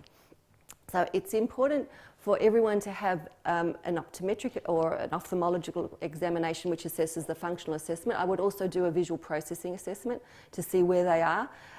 You can decide whether you want vision therapy to try and bump up those skills. Recommended eye test at least every 2 years. We want to remove any sensory obstacles to learning, so very important to have the eye test. And most Fragile X people do have visual processing issues. I would also suggest, as I mentioned, I will give you a list of neurodevelopmental optometrists in the UK. Thank you very much.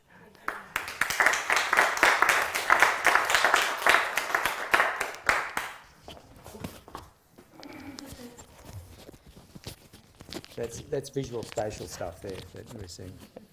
So as you can see, don't poke me. As you can see, despite the fact that she's married to me, she's an excellent, she was an excellent optometrist. And I think I should probably draw the analogy between optometry, or the difference between optometry and an ophthalmologist. So an ophthalmologist is a medically trained person who will both treat but also will use surgical skills. An optometrist is more about function. So, you know, it's a small thing. It's like a physiotherapist is to an occupational therapist, an orthopedic, sorry, not orthopedic. A physiotherapist is to an orthopedic surgeon. And I think it's important to look at that functional aspect. It's something that certainly isn't generally given in training in medical places. We're going to sort of race on a little bit because we're a little bit behind time at this point.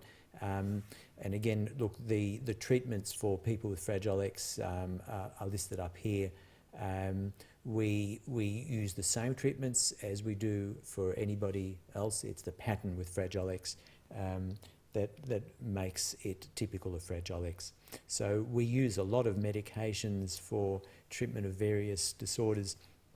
We don't use medications in Fragile X for treatment of behaviour. It's important to look at the diagnosis, whether someone actually does have ADHD. If they fulfil those criteria, they're more likely to get a good response to the psychostimulant medications. There are a lot of options that can be used, and including in adults. So there are adults who don't have Fragile X who use medications for ADHD. It's a significant number of people benefit from them. A lot of people would benefit and elect not to use them, but certainly the time to consider them with adults would be, for example, in workplace scenarios or people who are driving. Certainly the mood disorders, anxiety in particular, can respond really well to the SSRIs, SNRIs, and of course the OCD, which is sort of morphs into autism spectrum behaviours, can respond very well, in addition.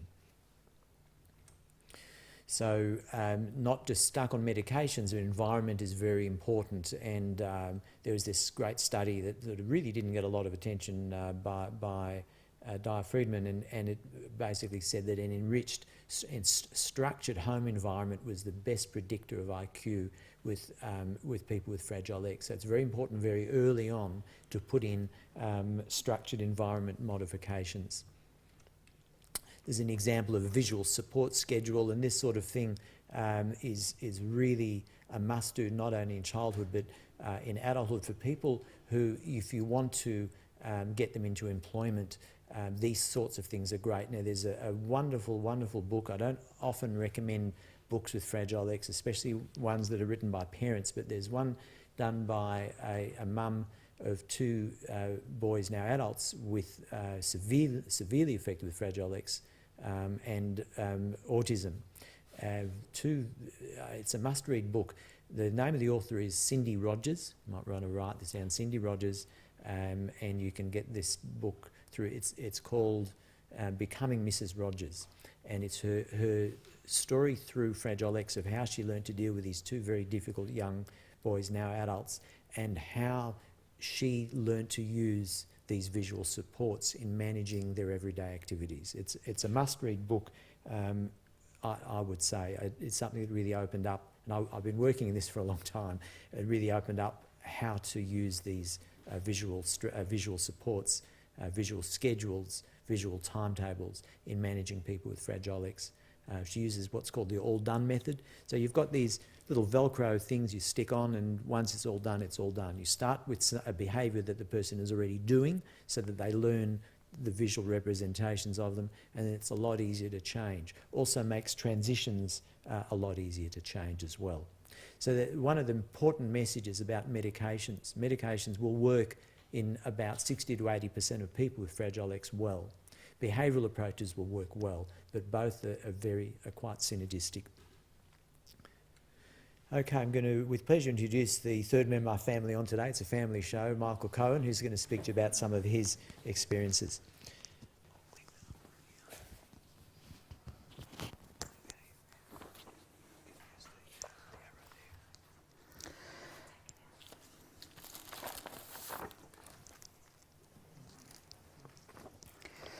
Thank you very much for inviting me to speak today. My name is Michael Cohen, and I'm 28 years old, and I have Fragile X syndrome. I went to a local private day school until year 10. I had a teacher aide and lots of speech therapy, OT, and special ed. I was on Ritalin to help me concentrate in the classroom and still take Zoloft for anxiety. I was bullied at school. At Scouts, they once tried to tie a rope around my neck. The school and Scouts didn't really deal with this, but we got my speech therapist to come in and talk to the class about Fragile X and how it affects me. The students then understood about Fragile X and me, and things were better after that.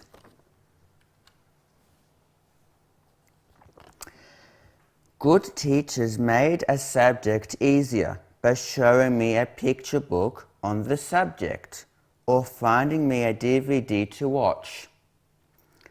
I enjoy using the internet to learn about the weather.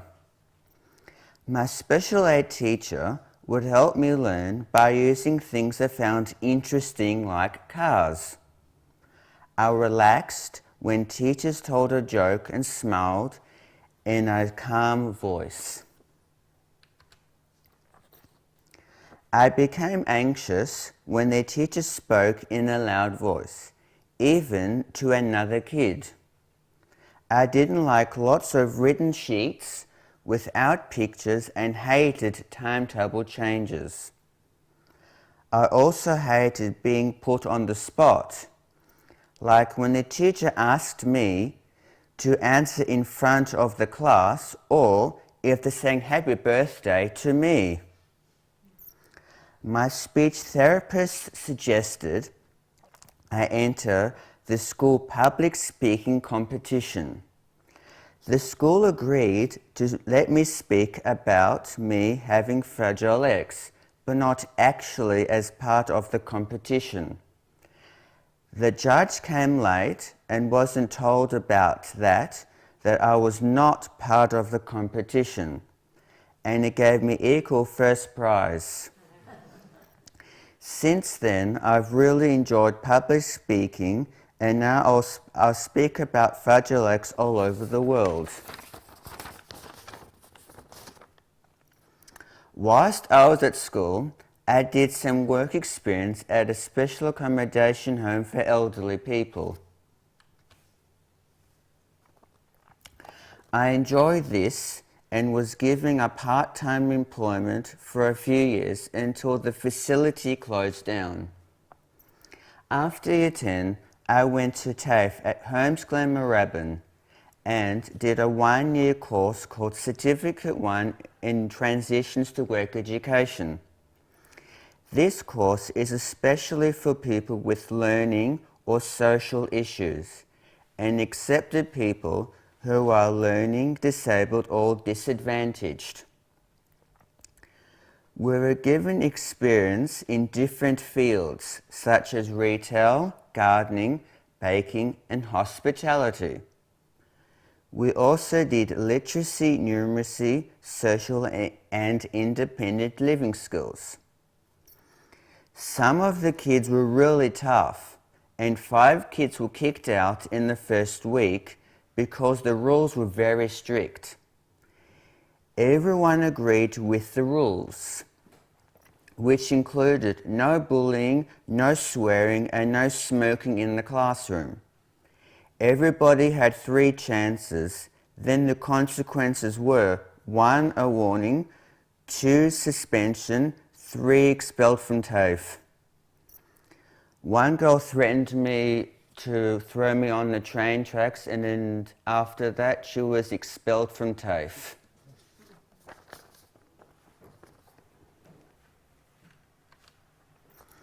I now work 2 part-time jobs. The first is a catering assistant at Montefiore Homes for the aged part-time 1 morning a week. My job involves setting up the dining room, collecting trays, sorting out cutlery, serving meals, and making sandwiches. 2 years ago, I got another job at Bupa Nursing Home as a catering assistant for 4 hours on Wednesdays and Thursdays. My job coach helped me with application, interviews, and payment. I really enjoyed this job. I help with food preparation, including making fruit salads, cakes, some cooking, some cleaning and dishwashing. I sometimes do extra hours when asked. I enjoy working with elderly people. I can have the same conversation with them a few times as they forget what I have just said. Sometimes the residents offer me gifts, but I'm always careful. For example, I never take an almond from the resident. Once I saw a resident suck the chocolate off the almond and then offered me the nut.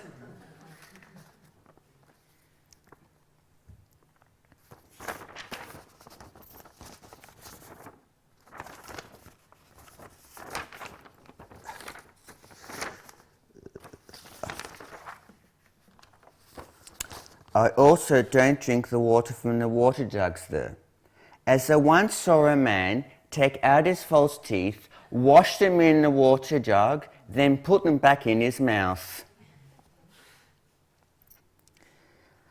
I have had my driver's license for 7 years, and I did a lot of preparation for the learner's permit and used a computer to practice answering the questions.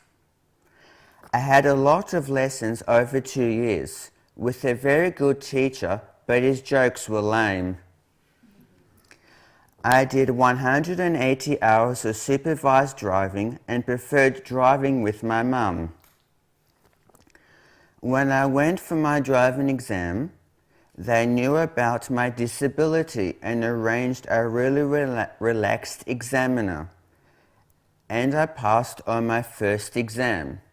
My sister wasn't so lucky. She had to go a second time. I've only scratched the car a few times, and my parents are sweating a lot less now. Sometimes I drive to work or to bowling. I really enjoy driving, looking after the car, and I keep it filled up with petrol, wash it regularly, and like some. Sometimes I drive my dad's car to work. I used to take my grandparents on errands, shopping and doctor's visits. I helped them a lot at their home, which was nearby, with cooking, cleaning and caring. Sadly, they have both passed away now. I was proud to be able to help them in their home by being their personal carer. Now I'm helping a friend's elderly mum by taking her to appointments and shopping. I also do casual looking after friends' dogs whilst they're away. I feed, play with them and walk them.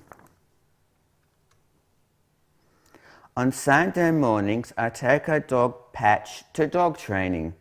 We have been going for 12 years, and he's now in level 6, which is good for a Cocker Spaniel. Patch was my grandparents' dog.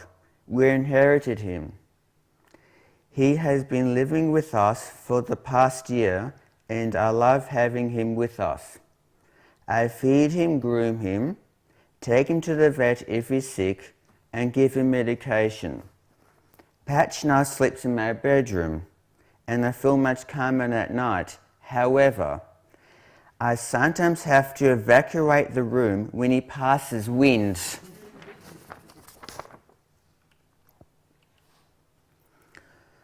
For relaxation, I like to watch TV, playing on the computer and listen to music. I like to write out the words to my favourite songs. I enjoy fishing and going to gym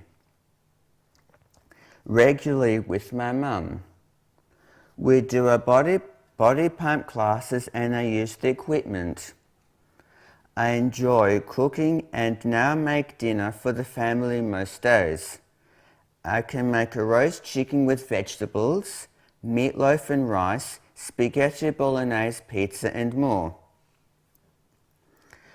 I now enjoy reading magazines and the Sunday newspaper and have improved my reading with a computer program my mum got me called Dynamic Reader. My reading fluency has improved from early primary to secondary level in the past year. I go camping bowling on Tuesday evenings and I've won a few trophies. This is not even half, I've won maybe 20 more after this. I really like public speaking and I'm glad I was able to speak to you today. Thank you. I'm happy to take any answers and questions.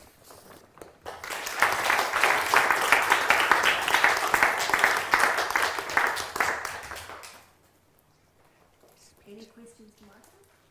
I think I'm speechless. Feel free to ask.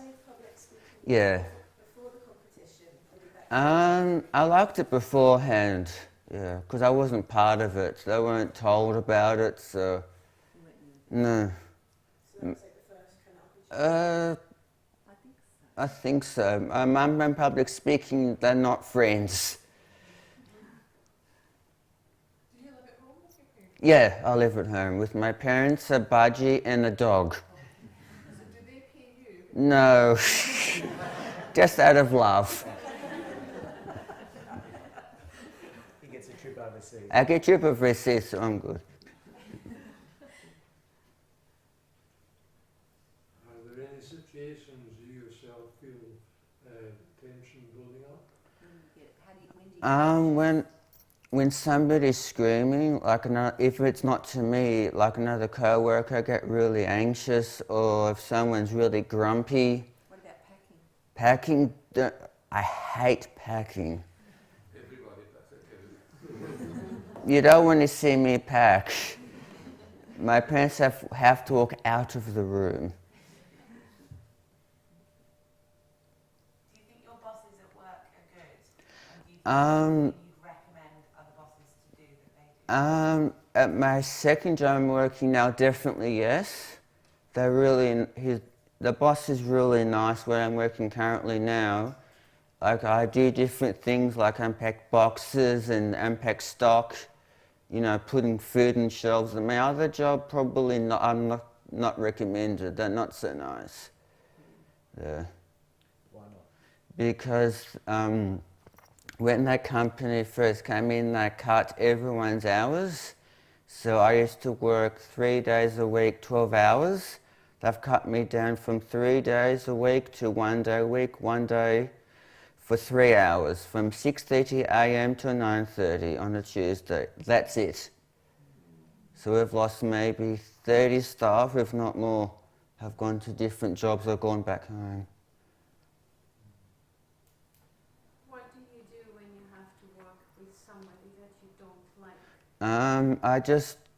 I try to ignore them and I just do. Like if they say do this, I just do it. I don't ask any questions, I don't argue, I just do it. Do you come back home and do you speak to your parents? Yes, I do. A lot of the time I do.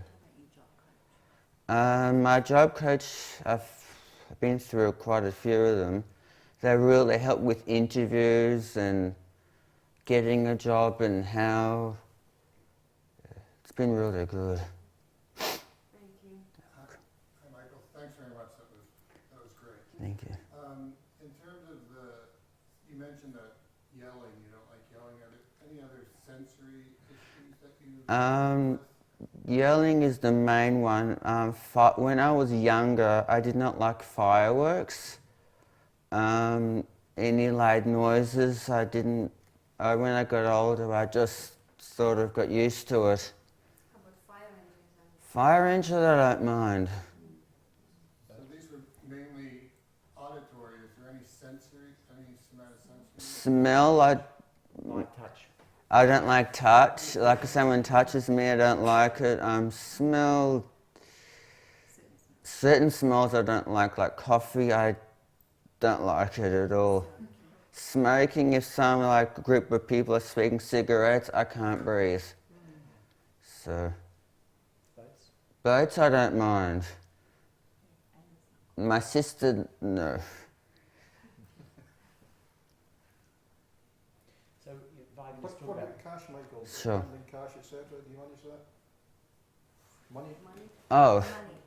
What do you do? I use card if I have to buy something, or cash, either one. Has to trust the shopkeeper. So you know, when we were at school early, Michael was at school early, they were saying no point, you know, learning how to use a card because he's got to learn to use cash. But in fact, now we go to the supermarket, he shows us how to put the stuff through the supermarkets. We're not sure what to do. So I think in all of those machineries and things, you know, this generation is right on, and they're showing us. Same thing with mobiles and TVs. I show them how to use the mobiles, basically. It's uncanny. It's uncanny, which is, you know, the iPads and things are important. If I can just speak about work a little bit, Michael's a very loyal worker. So that first job he was in for about 6 to 8 years. Michael was in. Is that on? Was he? Yeah, I think it's on. Yeah, it is on. Was in the same job 6 to 8 years with 2 changes of management, no problems. This new group came in and I was talking about one example of not a great boss. Looks very nice, very polite, but really it's all about getting the work done. So he got rid of a lot of the old staff and put on itinerant workers that he could pay less, and Michael's hours were cut down. I think he was hoping he would go. We would like Michael to stop that job. He wants to stay. He's a very loyal, keen worker. He'll go unless he's very, very sick. He'll do whatever he can at work. And I guess that's my question, Michael. Why do you stay? Because I like it. Same job. Yes. Same thing. And that's despite the boss. So, but the second job is he's got a great boss. Yeah, the boss value is him, really they'll call great. him for extra work. So it's part-time, but that works well. We find 4 hours is about a limit. You mentioned a job coach. Could you describe what that is? Because I don't think that's familiar to our country. It's basically, I had to go through like. I might speak Yeah, about my it. dad So was job coaches are in Australia, also in America. They're employed like a social worker is. So it's usually a local government funded position, and their job is to interface with the worker who has a disability and the job, and to make sure it's all set up. So they will go in and make sure everybody is comfortable. The job is within the worker's skills, and they will set up if there are a need for visual timetables, and all of the things that we've been speaking about are explained to the boss. So that is, it can work well, but I think Michael's had about 3 job coach changes in the last 3 months, and so the person learns Michael, learns the work, learns the job, and then moves on. We have to start all over again. But they will also help with training, and so, you know, part of the conditions of Michael's employment are that he has to have ongoing upskilling with safety, CPR, and so they will sit with Michael and go through that. And that is a real key. Now, you know, a professional job coach can make the difference. If not, then you could, if you don't have that position here in the UK, you could find someone to fulfil that role. Shouldn't be a family member. It's the only link I could think of was a future needs programme in the Chelby school. You know, the future needs, and that it kicks in then. But I can't think of a similar programme here. Well, here we go. Here's a job for you, Becky. That. For us focus work, we've done similar. I think Enable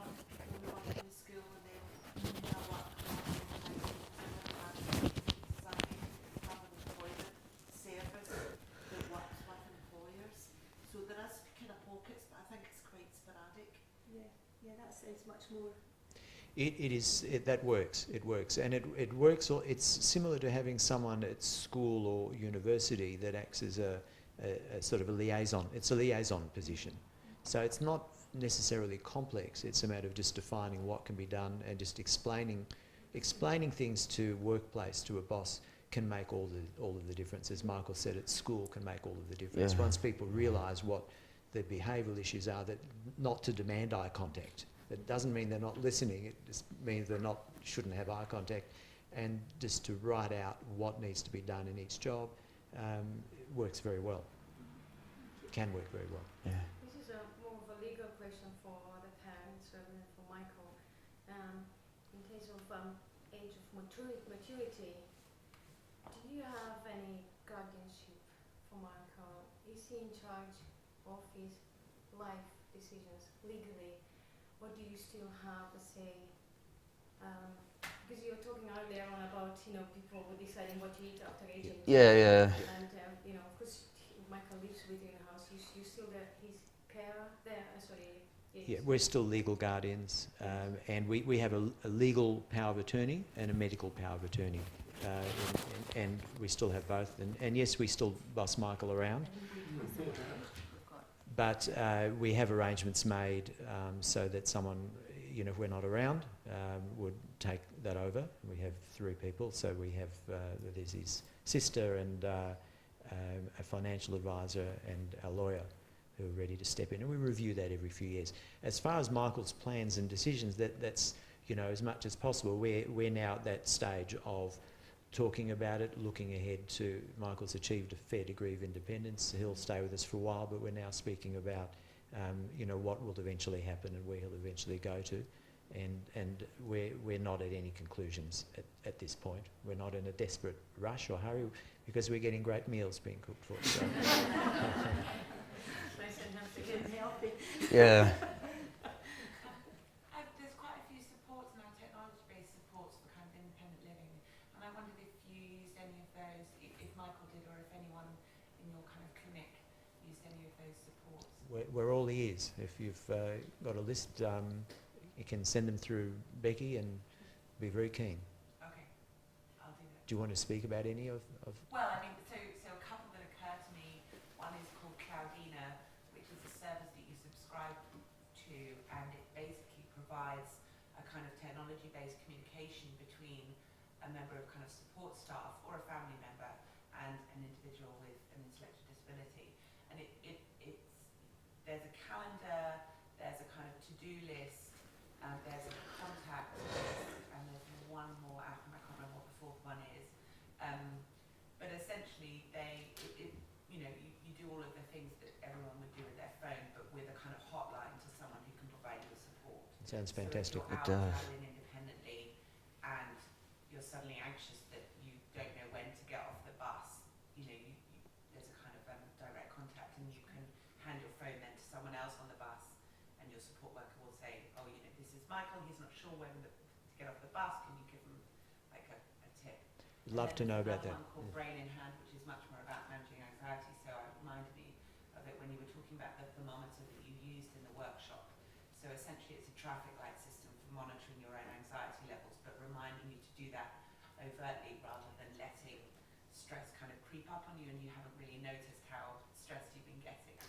And if you get to the red level of anxiety, it will send an automated text to whoever your nominated contact is that says, I'm really stressed. So you don't have to have the kind of wherewithal to send that message yourself, and then they can call you and advise you on what to do. So this sounds fantastic for higher functioning people to do. It sounds great. Yeah. I have to tell you, Send you some information about that. that'd be great if you can, be very helpful. Speaking about anxiety, and I have to tell you, we had this session. So Michael's great at public speaking. There's a group of guys that we do a workshop with Marsha Braid and myself and girls as well. So there's a male workshop and female workshop, and we spoke about anxiety. And I asked Marsha a question. I said, when Michael he actually had a big car accident. The car was actually written off, and he was great. He did not get anxious. He was coming back from dog training, and his sister was in the car. Managed his sister, the dog, out of the car, rang me and said, Dad, we've been in an accident, it's okay, the rung the police, everything, we're okay. And the fire brigade and the ambulance. Can you come and pick me up? Very cool, calm, collected, fantastic. All right. When it comes time to pack for a holiday, this fantastic young man loses it quite considerably, and I mean loses it and gets extremely anxious and worked up. So I asked the question to Marsha, said, "Why is that?" And Michael responded, "Because You don't have to pack. for an accident." In the car, it was his dad's car that I was driving at the time. Go figure. All right. You're a very accomplished communicator. Can you remember a time when you weren't so and how you felt during that time? I think when I was probably, two, I'm not, four or five, I didn't speak much. I mean, I remember when I was 2, I had literally kicking and screaming in the supermarket trolley. My mum didn't know what was wrong. My mum gave me chips every aisle just to keep me quiet, which was true. It's a great question. What do you think helped the most? Probably medication is a big thing for me. Michael's had speech therapy all his life, really. And I remember early on, we just almost didn't understand what he was saying. And eventually, it sort of became more and more clear. And we've had various speech therapists in his life, but it's really been continuous, and that's really helped a lot. I remember even just early on, he'd be saying words like foragist, and I worked out that was fire engine. He really liked fire engine. So, I guess as a parent, you sort of can understand your child's speech, but it took a long time before it was clear and understandable. Do you remember how you felt when, for example, your mom said, "We're going to the swimming pool," and you wouldn't want to go to the swimming pool, but you couldn't tell her that? Do you remember anything like that? I liked the water from a young age. It wasn't much of an issue That was good. for me. The question is twofold. So the question of communication was resolved over time. The anxiety, which is I think what you're also asking about, and what Michael said wasn't an answer for my ears. It's something that we see a lot. Very, very fortunately, we're blessed to have a visit by Rondi Hageman about 3 weeks after Michael was diagnosed at the age of 8, who strongly recommended we try some Zoloft. And I have to tell you, I was not comfortable. This was all new, but wow, what a difference from an upset child to cool, calm, collected it made. And all of that family of medication, when they work, all I can say is wow. We still don't know it all. We don't know at all what exactly the mechanisms are and why they don't work sometimes. But the 80% of the time that we see an improvement is just terrific. And not just in Fragile X, but Fragile X is a model. I think we might move on a little bit, and we'll leave some time for questions at the end of the second part of the presentation today.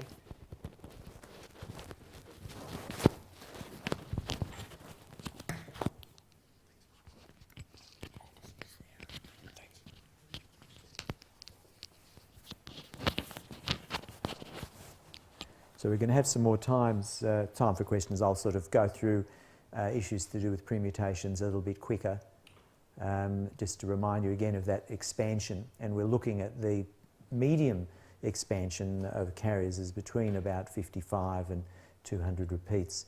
And you can see these cells are being stained for the FMRP protein that's produced by that part of the DNA. In a normal individual and someone with Fragile X, there's just no protein, nothing being stained.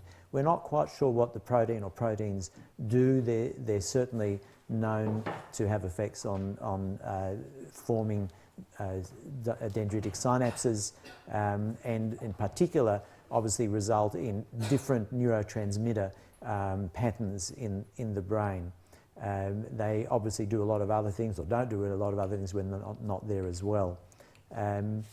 But the mechanism between the behavioural presentation in Fragile X with a full mutation and with a premutation is actually thought to be quite different. So with the full mutation, again, that gene switches off and no protein is produced, whereas in the pre-mutation, there's a lot more RNA. RNA is the template is DNA. RNA is the actual molecule that produces protein. That's what proteins come from. And what we've got here is a positive gain of function, so that when there's not enough protein being produced, the body feedbacks to the DNA to produce a lot of RNA.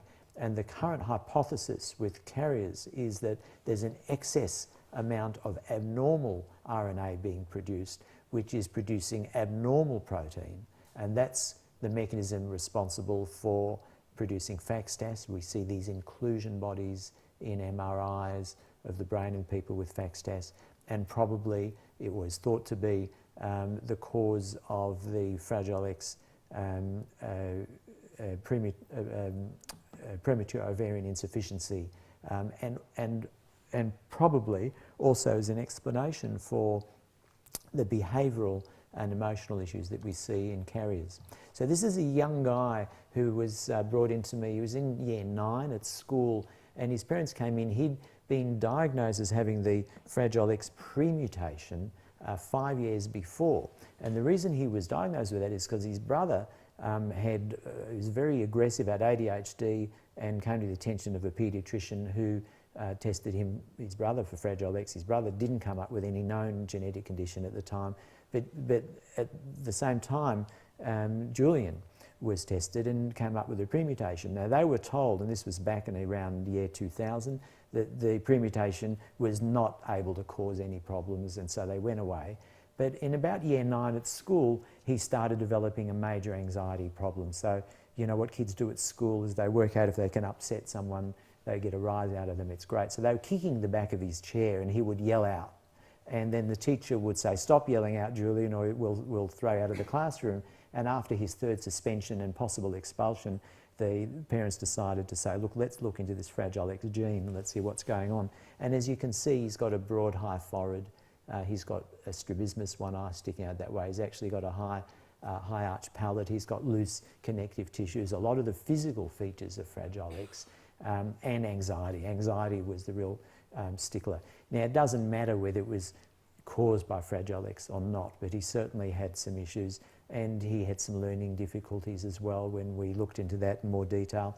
And he did have some SSRIs. I think he was on Zoloft for a while, and he had some sessions with our psychologist. And the best thing that we were able to do for him was encourage the parents to look for another school, which they did, and he went to a technical school, TAFE, which is Technical Adult Further Education, I think. And so it's more hands-on education rather than purely academic, and he settled right down with some psychotherapy and is having a pretty normal life with occasional anxiety still, but nothing that can't be readily managed. So that was our sort of first introduction to someone with a premutation, and we thought, oh, look, they've said it can't be associated, and then we started looking into it a little bit further. And in fact, quite a few people, Cohen, Alan Rees, O'Brien, back in the 90s, had described people with Fragile X premutation having normal IQ range, but all of these issues, anxiety, shyness, social phobia, depression. Depression we tend not to see in people with the full mutation, but we certainly do see it in a significant proportion of people with the premutation. And we do see quite a lot of people with intellectual disability, learning difficulties, especially in the field of maths and autism spectrum disorders. It was only in 2001 that Rondi and Paul Hageman described FACSTAS, and that was just after a chance, again, discovery of speaking to mums. They said, oh, you know, mum's got the premutation, my dad has got this Parkinson's syndrome, and she looked into it and discovered that there was quite a high incidence of FACSTAS in males carrying the premutation. So not all, a percentage, and that percentage increases with age. Much smaller percentage in females, but a different sort of setup. And again, premature ovarian insufficiency. So if someone has the menopause before the age of 40, that's it's the cut-off point, premature menopause. Not all get menopausal, although we have seen quite a few females go through the menopause in their 20s, which is a really important thing to know for females with a premutation. So females with a premutation, we like to encourage them to have kids early. And alternatively, what may happen over the next few years is maybe get a wedge section of a little bit futuristic, but the technology is there to have a bit of their ovary cut out and frozen so they can have kids down the track. So that may be an option for them, will be an option over the next few years, but in the meantime we encourage them to think about having kids earlier if they can because of that risk. The striking thing though is although the FAX-TAS and FAX-POE, which is 20 times the amount in the general population, again not all, 20% is 1/5. The striking thing to me though is, again, I was saying earlier today, the executive function.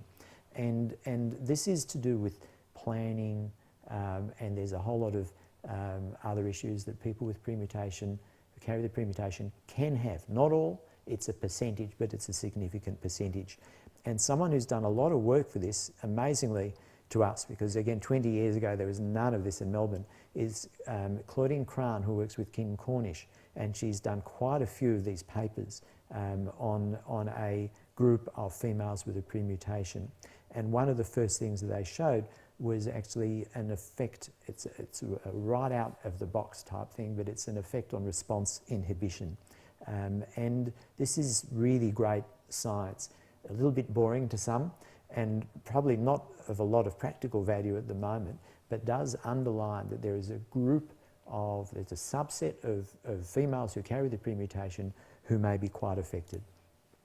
And so it was controversial, there remain gaps, no one had really been able to confirm that there is an association. In fact, there are a lot of studies that looked at using various tools, questionnaires that get filled out, that didn't show any changes after the studies in the 90s, but the map is changing. And it's changing around working memory. So there is and I think the psychologists here will be very familiar with this, and I'm not so familiar with it, but one of the things that was really important is Haling's response inhibition test. So what's the obvious answer to this? Most cats see very well at night. Okay, so the idea is to give someone a whole set of these statements and for them to put some other word in, to not say the obvious, not say night, to come up with another word. And so may see very well at, and it could be related, dogs, which is related to cats, or pizza, which is completely unrelated. And that's called inhibiting your response. And that's a very important part of executive function, that rather than dash off and do things that immediately come up, that you can sort of put a hold on it and go and do something else. And the Haling's response inhibition test they put through on these women, amongst a number of other tests as well, which I won't go into today. And they also did other memory tests such as sequencing. So you're given, so if you just close your eyes and think F7L, so there's the letter F, the number 7, letter L, you have to put the number first, the lowest number first, and then the first sequence of the alphabet. So the correct answer would be 7FL. So they were given this to do in their minds. You've got to put T9A3, you've got a lowest number to highest letter. So all of these things are tests of executive function. And in fact, what they showed is that women with the premutation, in fact, were not so affected with these other working memory tests, but they certainly were with Haling's response inhibition. And this is important for a number of reasons. People said, oh, that's because they've got kids that are stressing them out and they're not sleeping well and they've got all these other things. So they remove these confounders. Anyone who is on medications, anyone who possibly had a diagnosis according to their questionnaires they fill out of ADHD, anxiety or depression, or people caring for a child with special needs, and they found out that it was still significant. This Haling's test was a very significant test. And so you can see that the issues of social anxiety, depression, and ADHD, the performance index, was quite high with people who were not able to do well on Haling's inhibition test. And so there was a subgroup that seemed to be affected with all of these things. And this is the group that we're most interested in following with time, because we want to see we can't look ahead, we want to see what's going to happen with them. The importance of this for these people is that it's a bit like me. I've got colour blindness. I need to know this, and so I actually don't know if this is pink or purple or mauve, or if the chairs that you're sitting on are blue or purple. And because I know that I don't know that, I'm not going to make the mistake of buying clothes without my wife or daughter being present. So these sorts of issues, for people knowing that they may have some issues in their life that they need to be careful of with planning or with the way that they deal with their emotions, allows them to then deal and put strategies into place, which is going to make life a lot better for them. Now, a lot of the people who did this study, we've got a bit of an issue. These are people that are able to get themselves away from work and come and take place in the study. So we may be looking at the higher end in terms of abilities. A lot of people who maybe have got true social anxiety, they're not going to come into these studies. They're going to be staying at home. So we're not quite sure about all of this yet, but the numbers are adding up, and we're learning more and more about how to identify how to deal with things. What is equally interesting and a little bit scary and a little bit contentious is that one of the workers at the Murdoch Children's Research Institute, where I also work and where we did our genetic studies, have found a place on the gene, on the DNA gene, which correlates with these people that didn't do well with the Haley's response inhibition test. So it means it's zooming in. It's like the old days that they used to have just the diagnosis of